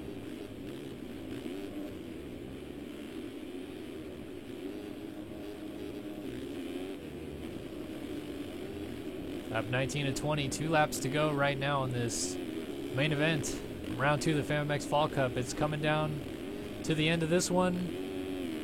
And unless we see a fall-off crash, which we're just watching him like a hawk out of Tyson Fresquez, he's probably going to win this main event.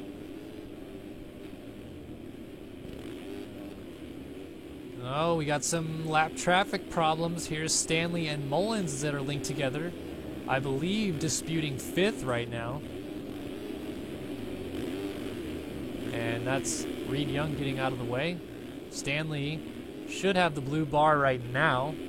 White flag is now in the air for Fresquez. Those guys are trying to hang on to their laps so that they can battle it out for the win. I want to stick on Fresquez here, though, just in case these guys go down, because if Fresquez gets collected in any mess here, Smith is going to be right there, and these guys are desperate to not lose a lap right now. There is St. Laurent on the ground. I mean, if Fresquez is smart, he could just lay back here. Oh, Smith is down off the side of the triples, so that's going to be it anyway. Fresquez does not need to pass either of those guys. Here he is right behind Stanley, who's trying to get Mullins and really just trying to keep his lap so he has a chance at Mullins.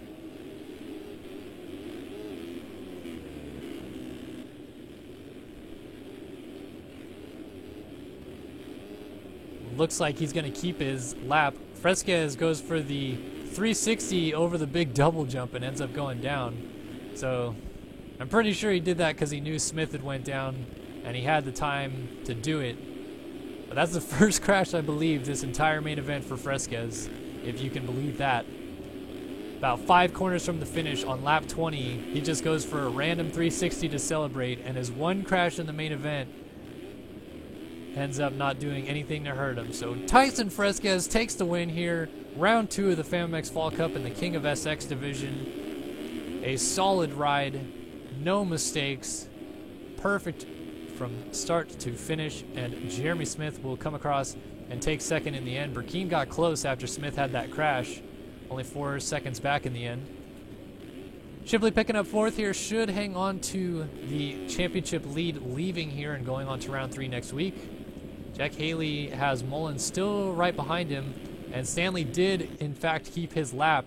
So it's these 3 guys going for 5th on the last lap, 5th, 6th, and 7th right here.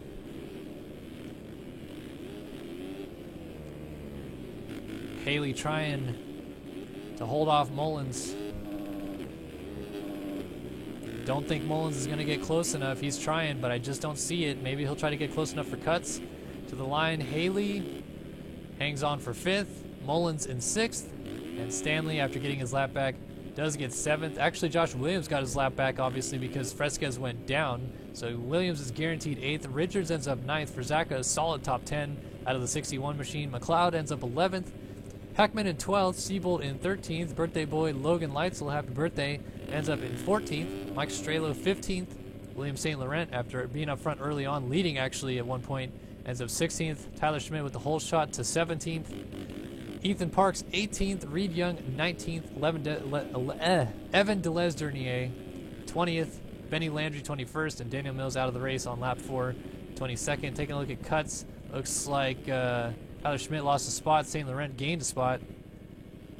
and top 10 stayed the exact same. So that will do it for round 2 of the FanMX Fall Cup. Thank you guys for joining us here live on Star Your Systems TV.